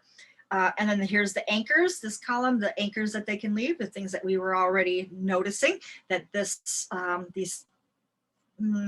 like the curses and so forth, right? So even though we haven't checked on this interference yet, but here in this last column, ghosts, in or out of the body, they can be suppressing. They can suppress us. Evil spirits can, the aliens, there's different types of these aliens, transmortals, there's entities, there's guides and walk-ins. I don't know what that one means here, but there's guides and walk-ins. So you can check for this stuff and clear it if it comes up. Check for the anchors in this column, clear it if it comes up, and check for the blocks in this column and clear them if they come up. Don't worry about the location right now. This just basically tells you this is mostly in perception, how you perceive. And then the next one, domination, same thing. Check for these things and clear if they're there. Check for the anchors, clear them if you find them. And then check for the dark energies, clear them if you find them. And then controlled, same thing, check each of the columns, clear them. And then there's a little one here says held down, held back. So these are the things that you're gonna look for in that, or for that. So this would be short for atheist thought forms here. There's DNA and cycles around that. So don't be surprised if this takes you a while. Typically, you know, that this has been real, like one of these can take, or used to take, 8 hours to clear.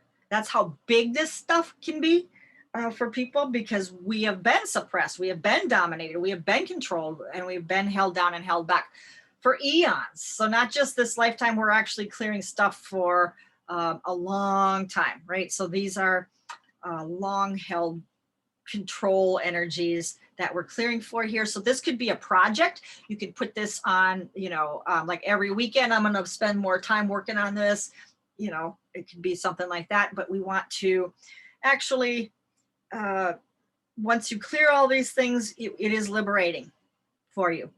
Absolutely. So here's a clearing that you can do around this, and this is going to be able to be heard, to be seen favorably for your gifts, your talents, using your gifts openly, you know, to trust the process. While only those that resonate with me will find me.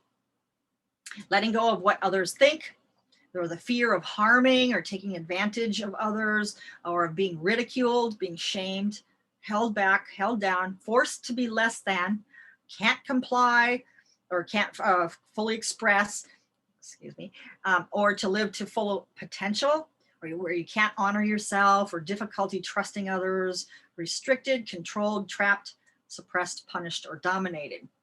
This is big. So this is around, you know, getting out there, being visible. If we've had past lives before where we were injured or killed for having our gifts or using the gifts, a lot of times people will hold back and not use them in another lifetime.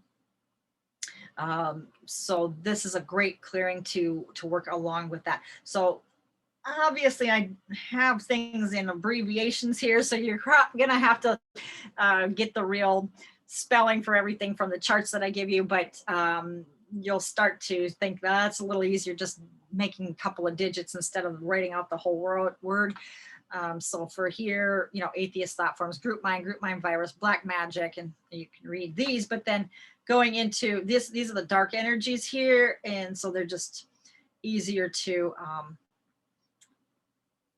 write out that way, and you'll get the chart that gives you the whole name and so forth. But these are the energies you would check for, the dark energies, and then these are the attachments that they can leave, the anchors, seeds, whatever it is. So check for those. And this is emotional thought forms, emotional brain programs, and DNA. So they'll be all listed out on the charts themselves for you to get the full names. But these are all the things that are possible blocks to that intention. So when you've got the intention here, you're going to say right permission and ability to what you want. Fill in the blank. What is it that I want? So I want to be heard. I want to be seen favorably for my gifts. I want to be visible. I want to this and that, right?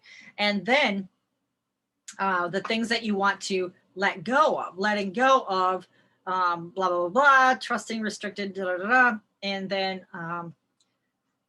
domination, suppression, and control. I usually put them in here: domination, suppression, and control, trapped, whatever. All of those things, I you know, let go of all that stuff, right? So that it's what you want and the things that you want to let go of. Well, what could possibly be holding me back from that? Well, then you go through your charts and you find all this stuff as what's holding you back. So if you don't find that there's cycles there, well then great, cross it off your list. If you don't find, you know, certain dark entities or whatever influencing, then they're not on your list, and you just clear what you do find. So Arlene, do you have to find the number of cycles and the number of curses, like, or do you just ask for all cycles or all curses to be cleared? yeah, yes, I do. I ask for all. Mm-hmm. So, but that way though, remember too, so you want to clear it down to 0. So am I cleared completely of this? Do I have anything left in the bloodline? I'm cleared down to 0. Yes. Okay. So am I 100% cleared then for bloodline? You know, that's when you might get the 98 or 99 or something, right? So you just want to go that extra mile to make sure that you're both ways cleared. And 2, so dark energies can be deceiving. Just note that it's you might want to check twice. So if you get demons, no, wait, yeah, they are, great. So yeah, a lot of times they will try and trick that, oh no, I'm not there. So yeah, so I check both ways. Okay, back to the chart then. So this is your light body. So we're clearing for all these things right now. And then also light body. This is to bring light and your spirit into your body, in through your head, neck, shoulders, arms, hands, going all the way down like we did, right? So when we brought in that big golden ball of healing from source, that's what we were doing here essentially. Bringing, and then your mini me, that spirit that we had on top of your head on that little carpet, and when we had her lower into your body, that's what we were doing. So we're really bringing your light into, and your spirit into your body. So then here's some emotions that you're going to want to check for. All of these can possibly be in the way of that. So you're all the way in. So maybe, it's potential that you maybe can't stay all the way in all the time. Well, so maybe because of these different emotions, that could be why. All right. But once you clear all these different emotions, you have a much better chance of being able to live in your body 100% of the time. And it's not like you have to redo these, so this is kind of a master chart of let's just take care of this, right? So once you do the domination, suppression, and control, although it's potentially a big clearing, once you do it, you did it, so you can put that one away and just move on to other things. So then the next you want to check for, okay, so that was a continuation here. You want to look for the different dark energies and their anchors. Can I ask a question really quick? Like for some, when you say that once we did it, we did it, how do you know that it's permanent? Because I've known like some healers when they do it and like people have commented, oh, well, it clears for a while and then it comes back. So how do you go in so deep that it never comes back? Well, you can check with yourself every few months maybe and just see, is domination still at 100%? For me, it is. And I don't remember when I cleared it last. I don't recall how long it's been, but it's still 100% for me, So it might be, maybe there's some dark stuff that wasn't cleared, right? Or maybe there's curses, or maybe there's something else. So this is a full comprehensive list. So once you clear the different things on this list, yeah, are there other darks we don't have on the list? Yeah. Okay. Yes. So there could be other things that are not articulated here. But let's just put ask. Okay, let's just, so then you can ask for other dark forces. Okay, so for that, then just clear it as other. We'll just call it other. Okay. Yeah, good question. All right, so Marlene, do you mind if I throw in a thought for her? Certainly. So I was one of the things that I do all the time is, once something's been cleared, you replace it. I have a clearing statement that says, like, I replace it with the truth, light, and love of who this person is, and with the intention that it's completely permanent. And I feel like it kind of grounds that in. So you could come up with something, or I could send something that, yeah. Truth, love, and light, did you say, or what? Yeah, so the clearing statement is like, so say I'm removing a cord or whatever. So in my mind, but it's like set as a program now for me. But when I learned it, it was this long clearing statement, but it was replace it with the truth, light, and love of who Jenny is, if her name is Jenny. And then you imagine that the light is going in and replacing wherever that was existing. And then, with the intention that this is completely permanent. Okay. All right. Thank you. So Something along that line. yeah. Yeah, and that's similar to what Colin too about the repeating it, what it is that you do want. Yeah, absolutely. I like that, and adding it. Mm-hmm.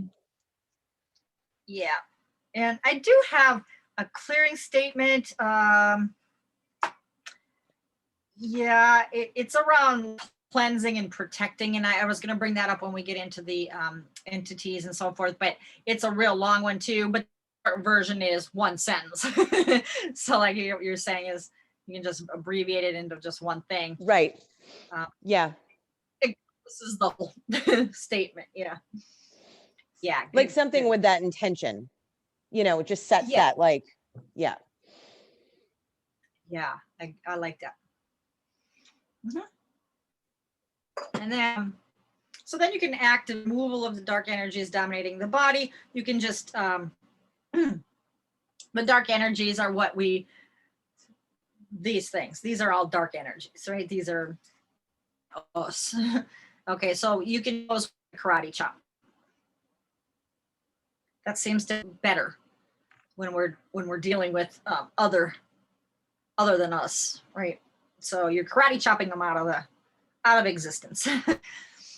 And then lightening up the body's cells and auric field and the ability to maintain light. So this is the double kind of, you can do this double amp is what I've got there. But so then you're setting in, you can see some light into your cells. So you can just intend to see cells just filling up with this beautiful light. So the cells are full of light, they should be, except when they're not, right? When they become darkened because of thoughts or beliefs or dark forces and so forth, and all the things that we've been clearing for, right? So that takes your light down, right? So now we are intending that we are amping up the light in the cells of the body and the auric field as well, and the ability to maintain that light.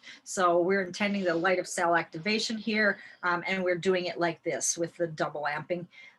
And so then you can just check that, we'll just say, to 100%. Till you get to 100%. Okay, and then you can attune your DNA for higher resonance. This is the ability to remove all DNA information holding your body and being to lower frequencies that are not aligned with joy, removing darkness, domination, suppression, and control. So this is, I'm calling it shooting dice. Okay, so this is kind of like you have dice in your hand, you're in Vegas and you're just like that, right? So it just kind of glides through the field in a different way that seems to respond better, the DNA, this way. So in any other part of the clearings where we see DNA of other people and so forth, you could use the shooting dice hand movement instead, because that does respond better in DNA for some reason. So so this is intentionally shifting up and moving into the 5th dimension, which is where we want to be with our frequency and our light and our energies. So then you want to check this to 100%. So am I in the higher resonance? Am I in 5th dimension? You can ask yourself that. Am I in 3rd dimension? I get no. Am I in 4th dimension? You can check, am I in 4th dimension, right? And then check to see, well, am I in 5th dimension? So if you're not, then you can intend that you're attuning your DNA for this higher frequency, this higher resonance. And just kind of continue to do this now and work this for yourself so that your energies are more in line with what's really going on right now in, on the planet or what's coming through. A lot of people are experiencing some real heavy symptoms, some real traumatic things are coming out, but it's meant to, right? It's kind of like a purging right now that people are experiencing. Some people feel that they're, like, am I dying? That it's so bad that they don't know, is this my time? What's going on? But really it's for this stuff to come out so that we can go on. We can go on to this 5th dimensional where we need to be with our energy to be in the 5th dimension. So you can help yourself to what Mother Nature is coming in with. You can help so that you don't have headaches and the dizziness and the whatever, or lessen it anyway. A lot of people are experiencing. So, and then hydrate. So every time we want to be doing these clearings, just making sure we're hydrating. And it's more than just staying hydrated. This is actually flushing out the dark stuff that we're clearing, right? So if we got a lot of dark things that we're clearing out, you want to flush that out of your system, just get it out, So that's really a lot of it, what we want to be keeping water flushing through when we're doing clearings. And then obviously when you're doing clearings for other people too, just to be able to keep that, the body, the most effective that we can. And getting into nature, this is where the, yes, the electrons coming up through the feet, but also there's biorhythms in nature. So just going outside, sitting on the grass or wherever, if you can do that, it's a healing effect. Even just laying down, if you're really feeling bad, you can just go outside and just lay down, just like, okay, Earth, please help me. And she will. There's this natural healing that comes through with nature or biorhythms. So this is the clearing. I will send you this chart, and you can check yourself the slides where you're at. But I am helping you guys to get it cleared for you. So.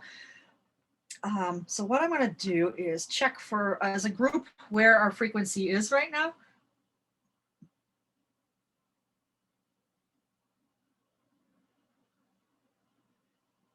Well, we are at 700 as a group. You know, you could be a little bit more yourself or a little bit less, but as a group, as a whole, we are at 700, and I'm going to continue to raise that as we go through the whole training here. So we are all at least at the 700 point where we are able to do the healing work and have a create the desired effect that we're looking for here, right? So your intentions will work with what you're doing, and especially if you're putting that 17 seconds into what it is that you're clearing, and or doing, you know, the pendulum, the clearing swirl to the right here, and then when it's done, give me a yes, let me know, and you know, yes, okay, we're done. So then checking, you can double check with your fingers. Hey, did we clear jealousy to 100%? Yes. Or is jealousy cleared down to 0? Yes. Okay. Is it cleared to 100%? Yes. Okay. And going through. So that's what we'll intend for you. So let's get that through here, and then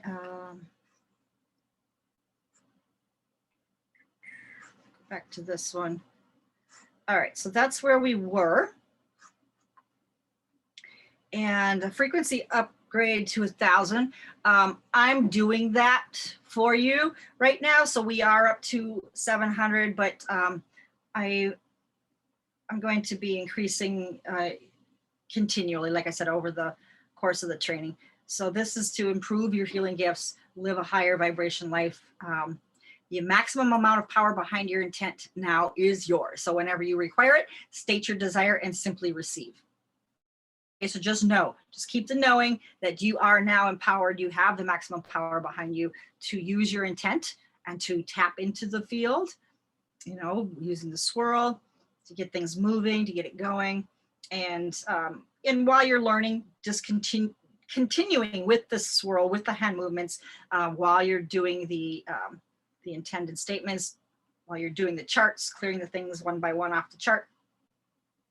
And this will work for you. So just know that absolutely will work. And I just want to tell you, there's no limit to where your frequency can be. That chart that we saw from Hawking said it was 1,000.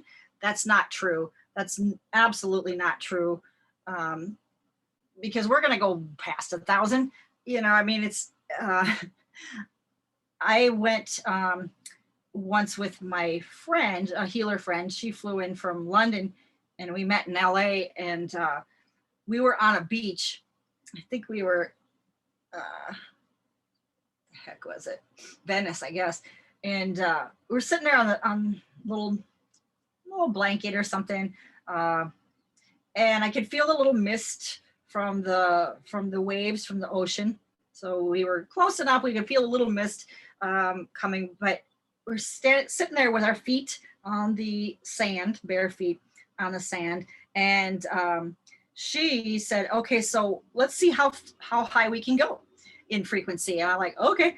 So it's like, okay, so I don't know where we started with, but okay, so well, can we get to 5,000? All right, let's do that. So yeah, we're at 5,000. How about 10,000? Sure. And we kept going, 100,000, 200,000, 300,000. It's like we got to 1 million. And I swear to God, we were seeing things I've never seen before, planets rushing by us and just different. It was like, whoa, we are way flying now. And I know people on the beach were looking at us like, I don't know if we disappeared or what we were doing, but people looked at us funny, kind of, when we finally opened our eyes. But we can go way out there, believe me. Now, I don't live there. No, I live here, you know. So I do, you know, want to keep check of my neutrality, being that I don't go into the, you know, the angers and the frustration, you know, to bring the frequency down in the first place, right? So that's where staying the non-emotional observer, being in that heart space, the joy, love or above, at least if you can stay in that area, that's all that's required. You don't have to zip off into who knows where, but you can. So just letting you know, sky is not the limit. There's way more out there, okay? So there's no limitations. And so that's the thing, is that whoever said there was limiting us. And that's control energy. So clear that control energy. There's no limits for you. Absolutely none. So just want you to know. So the next piece, I don't know if anybody need a break right now. Marlene, there's a question in the chat about, are we supposed to be clearing ourselves as you're going through all of this? It's from Diane. Yes, a bit confused. Are you clearing us as well? I am clearing you as well. Yes. And you are supposed to be checking yourself and clearing this for you too. Yes, I know it's new. And good questions, believe me. I'm not sure if I made that clear, but since I want you to be at 1,000 or above, I am doing this for you, right? So I will be doing the clearings for you the rest of the day. I'm going to check in and see where we're all at and so forth. So, and where do you like to hold your vibration? I like to just be in that peace, that joyful space. So what I do is, sometimes I can't between sessions because they're back to back, but it's okay. Once I'm going, I'm fine. But like over a lunch break or something like that, I like to go outside, and there's 4 feral cats out there that adopted us. And Sugar Mama, she'll come up and wants to be petted. And the other female will let you pet her. So I will pet them, and just that grounds me. And I like to, you know, that gives you that blissful state, you know, like, oh, that's so cute, you know. And then the boys, they'll look at you, but they won't let you pet them yet, you know. But it's so cute. So that frequency there is what I like to do. You can go out, ground yourself, get your feet on the earth, and do that, and then check in with yourself. But is there a number in particular? I don't check that anymore because I know mine's up there. Okay, so wherever it is, it's good for what I'm doing, you know. So, but for yourself, that's where I'm saying 700 for healing. 1,000 is great to be in that sparkly zone or whatever. So that's why I kind of want to get y'all to 1,000. So yeah, you bet. That's good questions. So do you want to take a quick break before we go into the intuition clearings, or just go through the next hour and break? Okay, yeah. So let's do a 10-minute break, and we'll come back, and then we'll complete the rest of the clearings. Thanks, you guys. You're hanging in there. You're doing well. You're going to get the recording. So I know this is a lot of information. I'm packing it all in, but it's very comprehensive. There's a lot to it, and you'll unpack it at your own pace. Okay, it'll come back to you when you look at it again, and again if you need to, or whatever it is, and then getting the charts, and then just working through it. Really, it's the practice that's going to put this all together for you. because you're going to find things are unique to yourself and how you feel about it, and how, what information you might be getting. So you will get it. It may take a bit, but doesn't matter. That's all. Any questions before we go on? I'm sure everything is perfectly crystal clear, so I'll just continue. And believe me, there's stuff may come up and you'll have questions, and you know, so maybe if you would like to, you can use that journal that was attached to the email I sent earlier, and maybe write your questions of things that come up overnight so that we can talk about it tomorrow. We'll start that way in the morning. So we'll start with your questions in the morning. Just let this kind of sink in and gel a little bit for you overnight, and see how you're feeling. Marlene, can I just ask what we did this morning when you look at your kind of your prep sheet, your where to start sheet? We kind of did those first 7 things, like you've walked us through what to do those first 7 steps to get ourselves ready to work. Mm-hmm. Yeah, okay, thank you.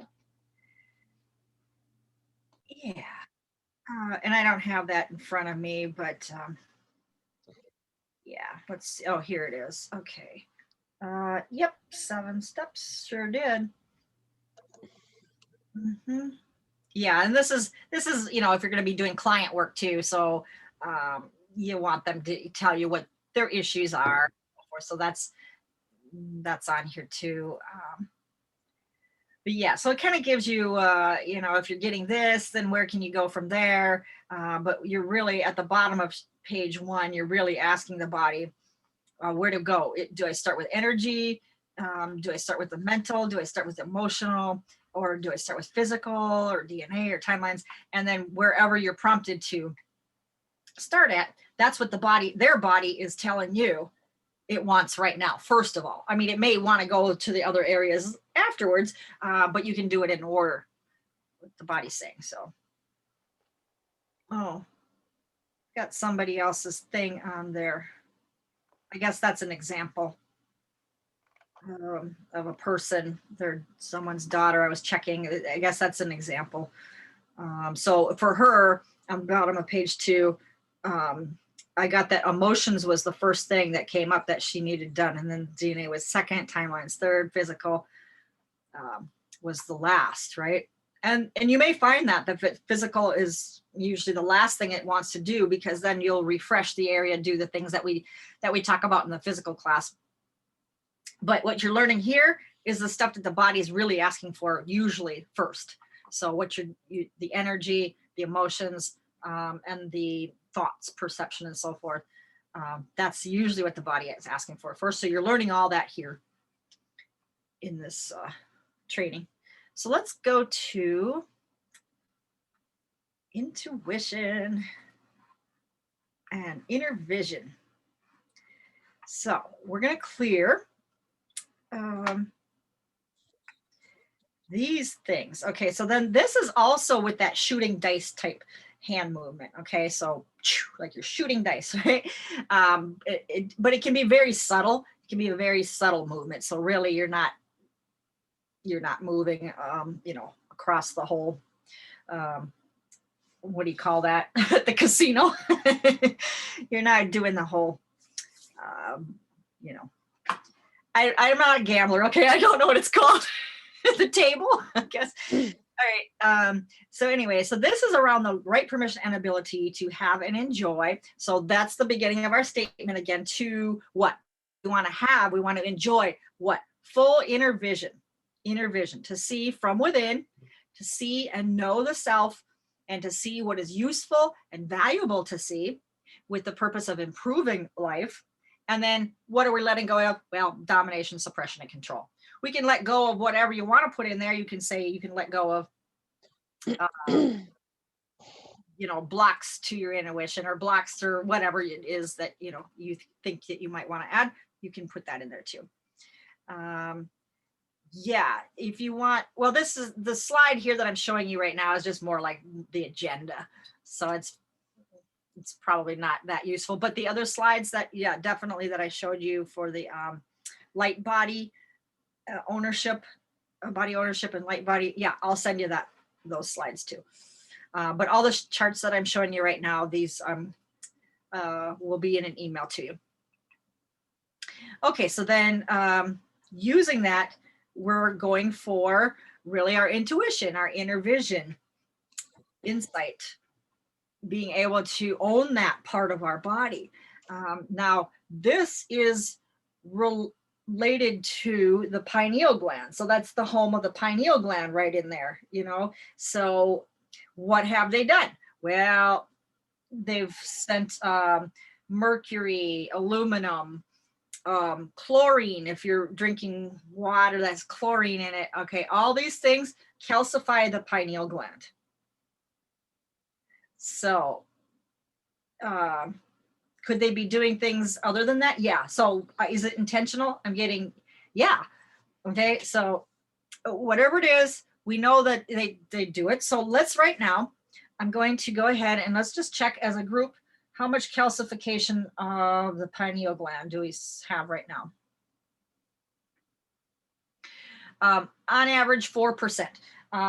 So let's do this as like a little chippy choppy, like we're gonna chop the little white calcium off the pineal gland. Okay, so you're like a little sculptor, just kind of sculpting this white chunks off from, you know, the stuff that doesn't belong from your statue. Okay, so your statue is the pineal gland, and now you're just chopping away at the stuff that, you know, on the sides of this beautiful statue, stuff that doesn't belong. It's in the way. Get it out of here. So you're chopping it off. You can also see it dissolving or melting. So you can see that white calcium, that hardened calcification around it. You can see it just melting off. So we don't want that. You can check yourself occasionally, and, you know, because we do live in this whatever contamination, you know, it can come back. Maybe you get some later or whatever, but you can do the same thing. So chipping, chopping, and getting that cleared off. So that's working right now. All right. So while you're doing that, you can do also do this shooting dice movement next to clear all the items on this list. Maybe some of them don't apply to you. That's fine. Just move on. You know, do I get, and this one doesn't exactly, that shouldn't be on here. Bloodline. So No. know that. Blood. I think we'll mute Jessica. Okay. So we've got bloodline again. Okay. Evil spirit curses, spirals or not. Okay. Atheist thought forms. Now, memes and miasms, that means group mind and group mind virus. So it should have been probably in language that we've already know about. But on the chart is going to show that way.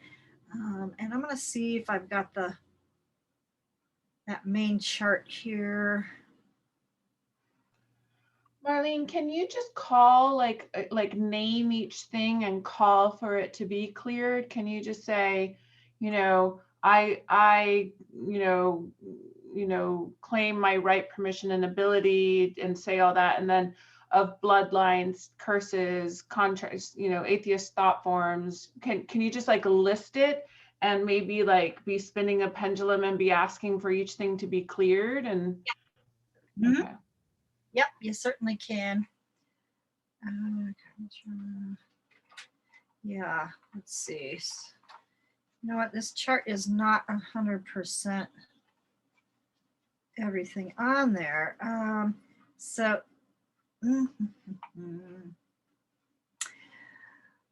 I was editing this chart, and then I sent it to my guy, and I mentioned, okay, so I'm gonna get you to this chart, but apparently some of these things are not on here, because when you make a change to it, everything moved up, and then stuff fell off the bottom. So there's things that are missing. So I can't send you this chart. It's not complete. I've got the complete chart, but like, again, I was saying, hey, stuff's moving around. Can you help me with this? I sent it to him, and apparently the same thing happened to him. Sorry, but I will get you that chart. And it will say group mind is a meme, group mind virus is a miasm, whatever. And it will explain what control energy is and, you know, what contracts are and agreements are. So you'll get that description.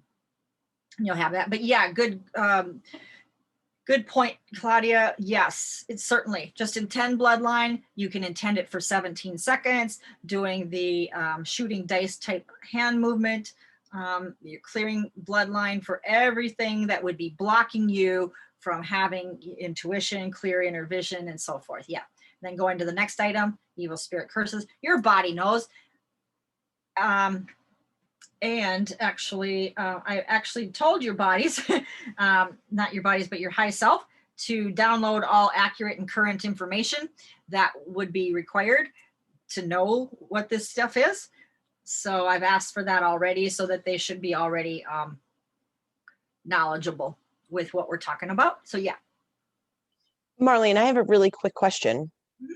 So I'm trying to transition. I use my body as a pendulum because I had something well with my fingers. And I think I've got it, but I'm just wondering, can you just check for me? Is my muscle testing with my fingers accurate?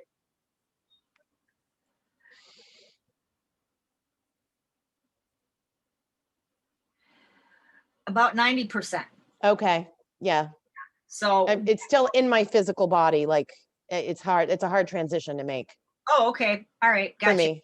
Yes. I'll send you that chart, the muscle testing, clearing, and then anything on there that, you know, is still. Yeah. I think I just got to work on it right now and I'll figure it out. Yeah.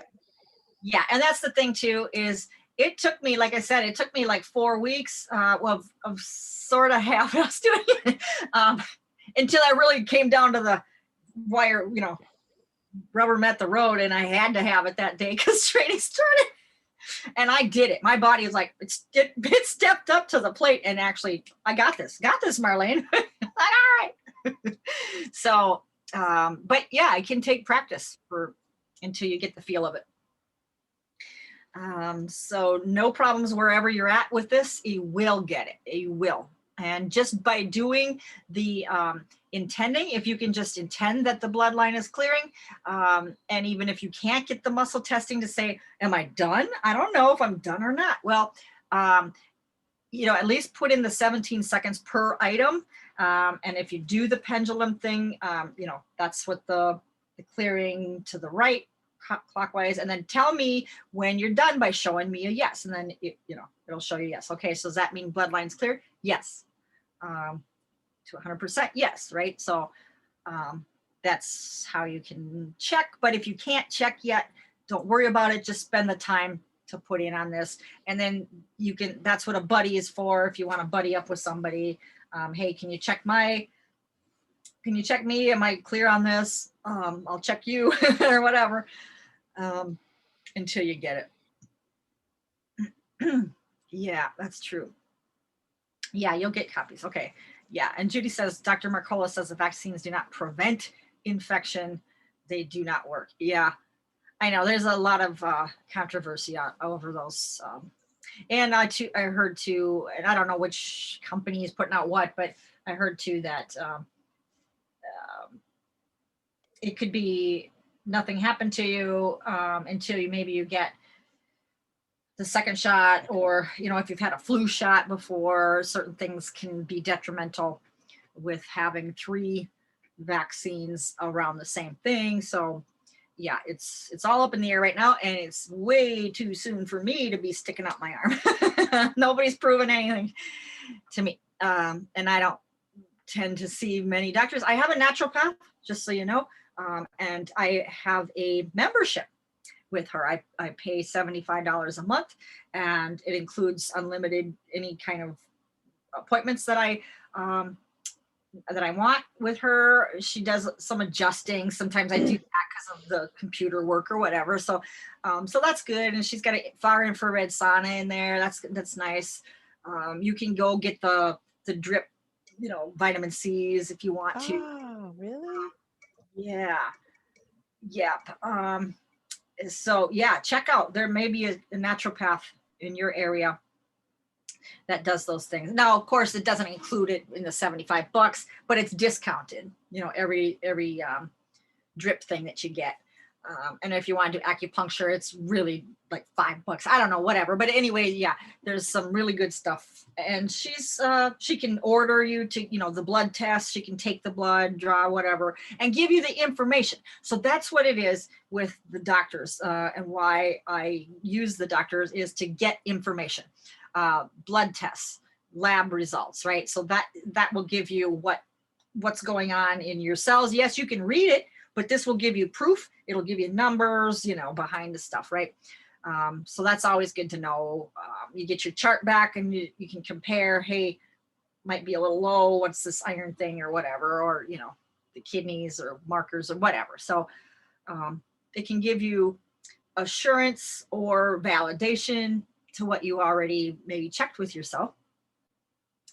So yeah, what is my doctor's name? My doctor's name is Kristen with a K Bishop, and she's at Keystone Medical in Arizona.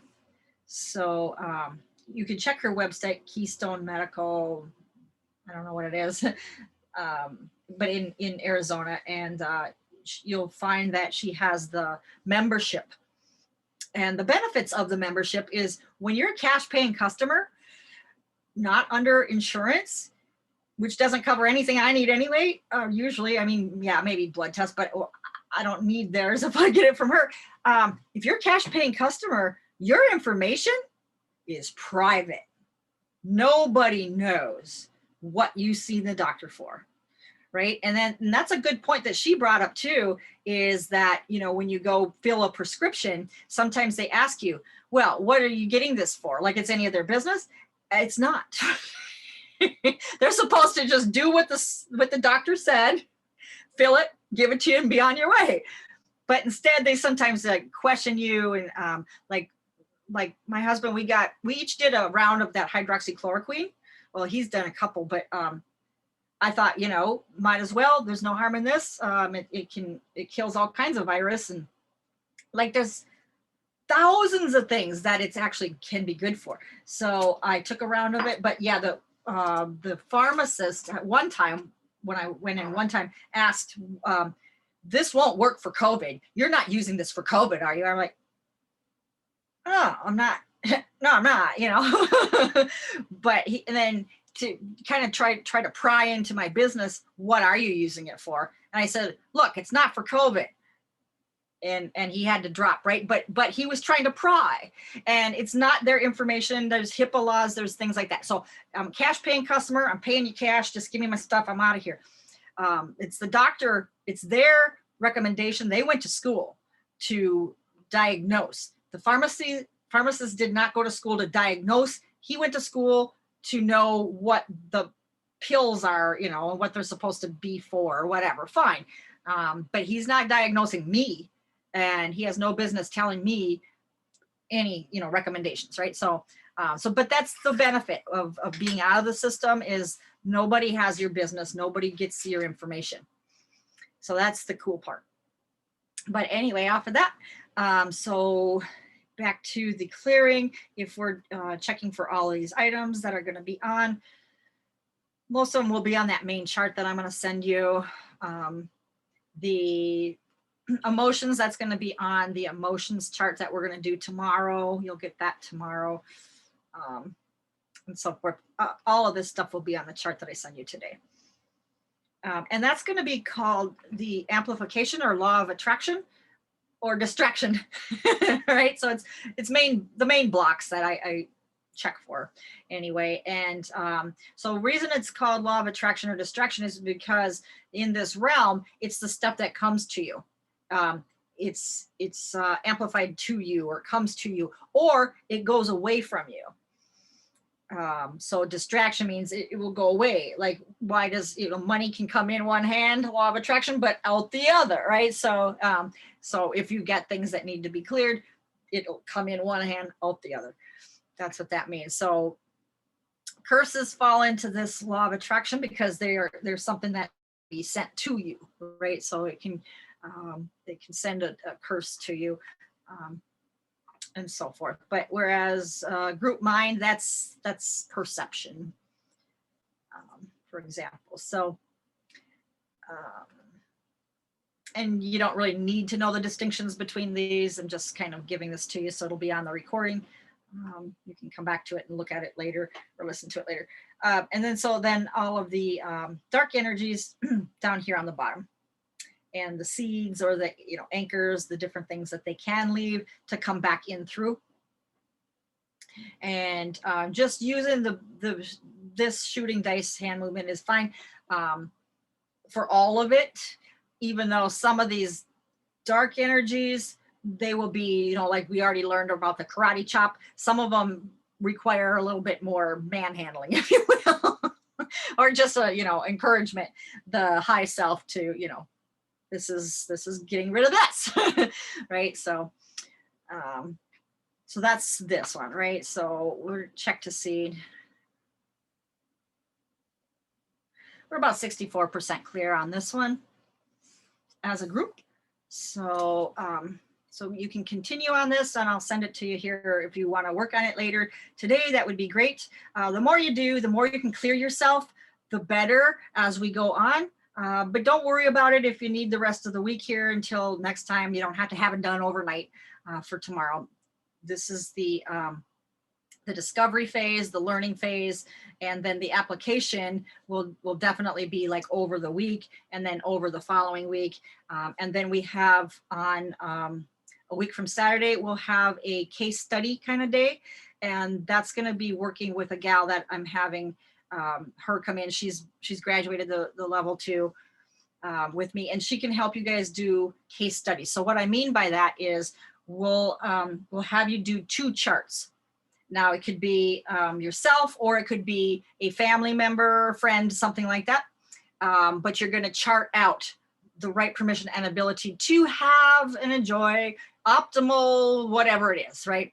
And then letting go of domination, suppression, and control. So you'll chart something out, and then you'll use the charts that I give you or provide, and then you'll go down. Okay, is bloodline blocking this? It is. Okay, then put it on your chart. Is like your spirit curse blocking my intent? It is. Okay, put it on the chart. And then the things that that don't apply, you don't write them on your chart. No, that's not blocking me. Doesn't apply here. Okay, great. So then you have your chart just like you see here. These are all the things that could be. Now, of course, you might not have stressed, sorrow, whatever. That's a week from Saturday. So that will be the 3rd, I believe. Yeah, Saturday the 3rd. We'll have time to work through these things and go through them, chart stuff out. So you'll know how to do a full clearing for yourself, friends, family, or clients, right? So this is how we're working up to how to do it for somebody else too. And then that way you'll have her to check your work, and then you'll have the whole group that we can all work together and get our charts correct for a full reading for somebody is what we're going to be doing around a certain thing. So you can be thinking about what you want that thing to be. I want to do a clearing around whatever, and then have that be one of them. But we want 2 for the certification. Okay, so for the graduation, and really you got 3 months to get everything done if you want that long, because we're going to be meeting for 3 more months after this training is over, for the next, one time each month for the next 3 months. And we're going to do new trainings, learn new stuff. And so you definitely can use as much time as you want to be able to get your 2 case studies done, just saying. But to get the, certificate, that's what's required, is to do 2. Okay, so 65, we're about 72.3% cleared here. So that's what I wanted to get through today. And yeah, so then the next slide is for tomorrow, so we won't go into that. I'm going to, like I said, continue working on this for you. You may even throughout the week, you may even want to come back to this replay and take that grounding meditation that we did in the morning, you know, the first thing to get yourself in the space that you want to be in to be able to do these clearings. You can do that throughout the week and just feel the difference of whether if you didn't do it, what that felt like, if you forgot, you know, or what it feels like to in the middle of your day because you did that.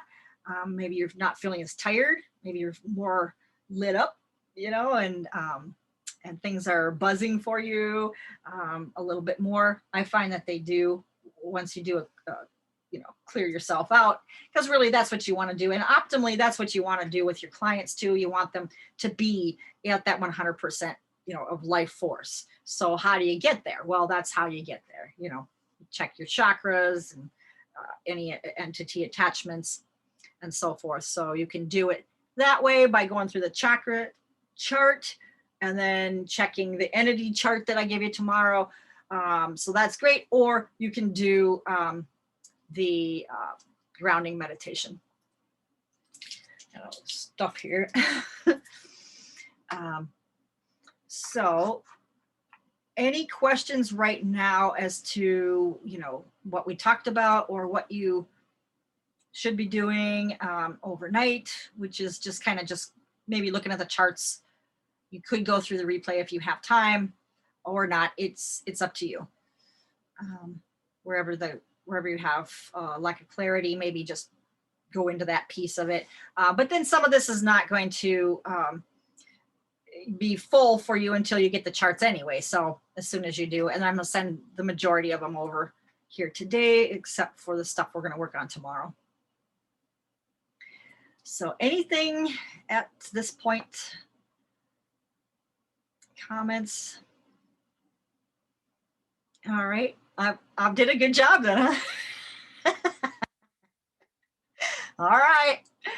Okay. Oh, and then somebody said, Judy, oh, the Taoistic master Raymond Grace says to clear something with a pendulum, it should rotate counterclockwise. To instill something, the pendulum should rotate clockwise. Can I get some other feedback on that from anybody else? Because I'm not the master with pendulum. I usually don't do it that way. I loved hearing that. That was very interesting to me. But and at the same time, I feel that whatever your intention is with your pendulum will be what happens. So, you know, some people like front and back for a yes and side to side for a no. Some people like to the left for a yes and to the right for a no. It's really whatever. To me, what I learned was that whatever it is, your intention is what your pendulum will do for you. But I love learning any other tips and tricks too. It's fun. Okay. Yeah. So he's a dowsing master. Okay. So that I'm sure works for him. And maybe if people who learned it that way, that's probably what works for them too. I hate to think that what I did going wasn't effective, because when I checked to see did it clear at 100%, yeah, I got yes. And with my own muscles, you know, with my own muscle testing, that I guess that's the true test to see. Sure, you can double check or ask somebody else, can you check this for me? Did I do this right? But yeah, I think you're right, Claudia, too, is it's in your intent. And most of this here is our intent. So it's what we are intending to have happen. So if I know, hey, high self, you know, we're doing this, you know, clearing any of these blocks that would happen to be in the way of our clearing statement, this is what we're doing. Okay, great. So now do it. If I'm not going in the right direction, I'm hoping that they know to do whatever is required. So yeah, it's not my expertise, I guess, in the pendulum way of doing it. But yeah, thanks, Claudia. Anybody else?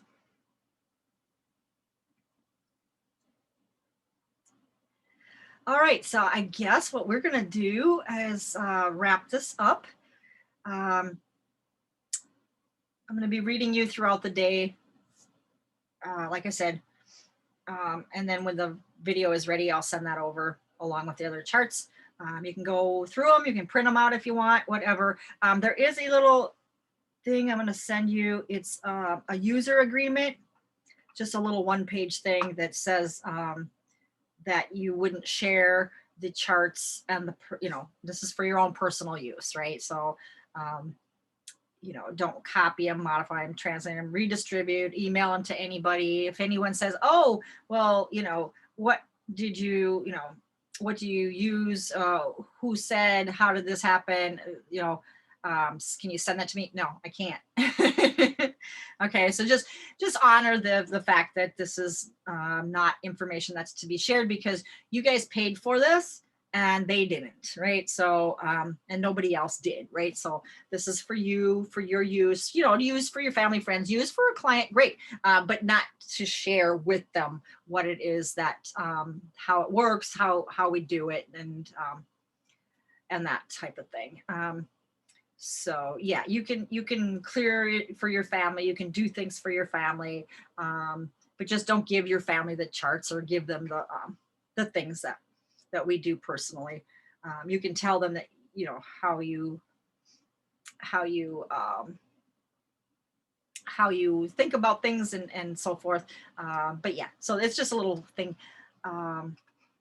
So I'll send that over to you too, and send the link to go to the programmation in your website. Natalie, I'm not sure what that meant. The program.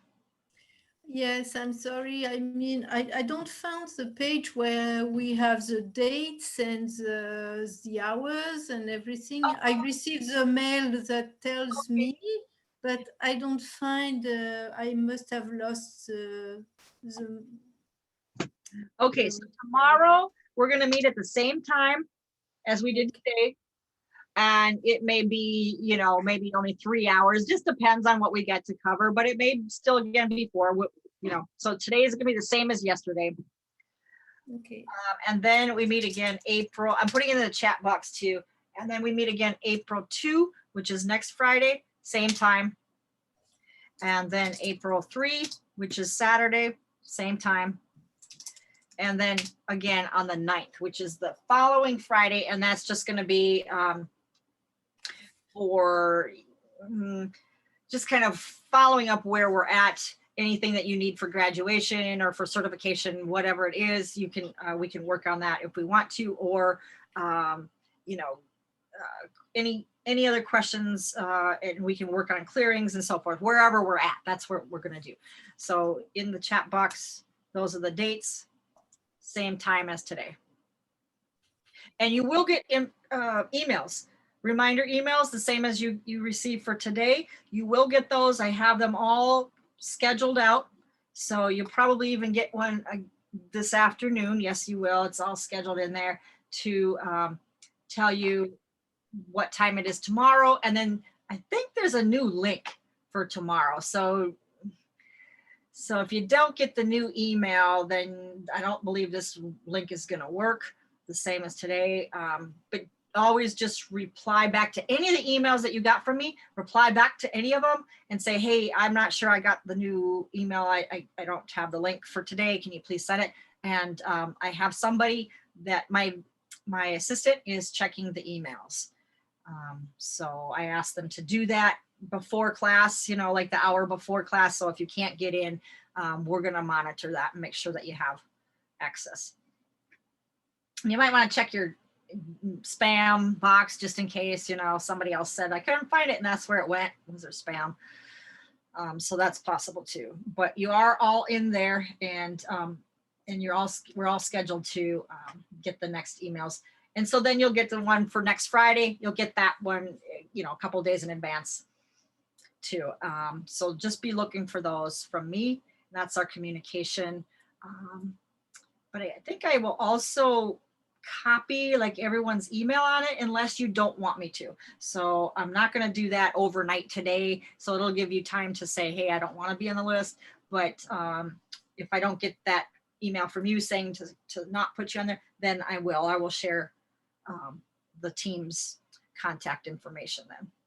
So with that, I think I'll let you go for today and let this all sink in.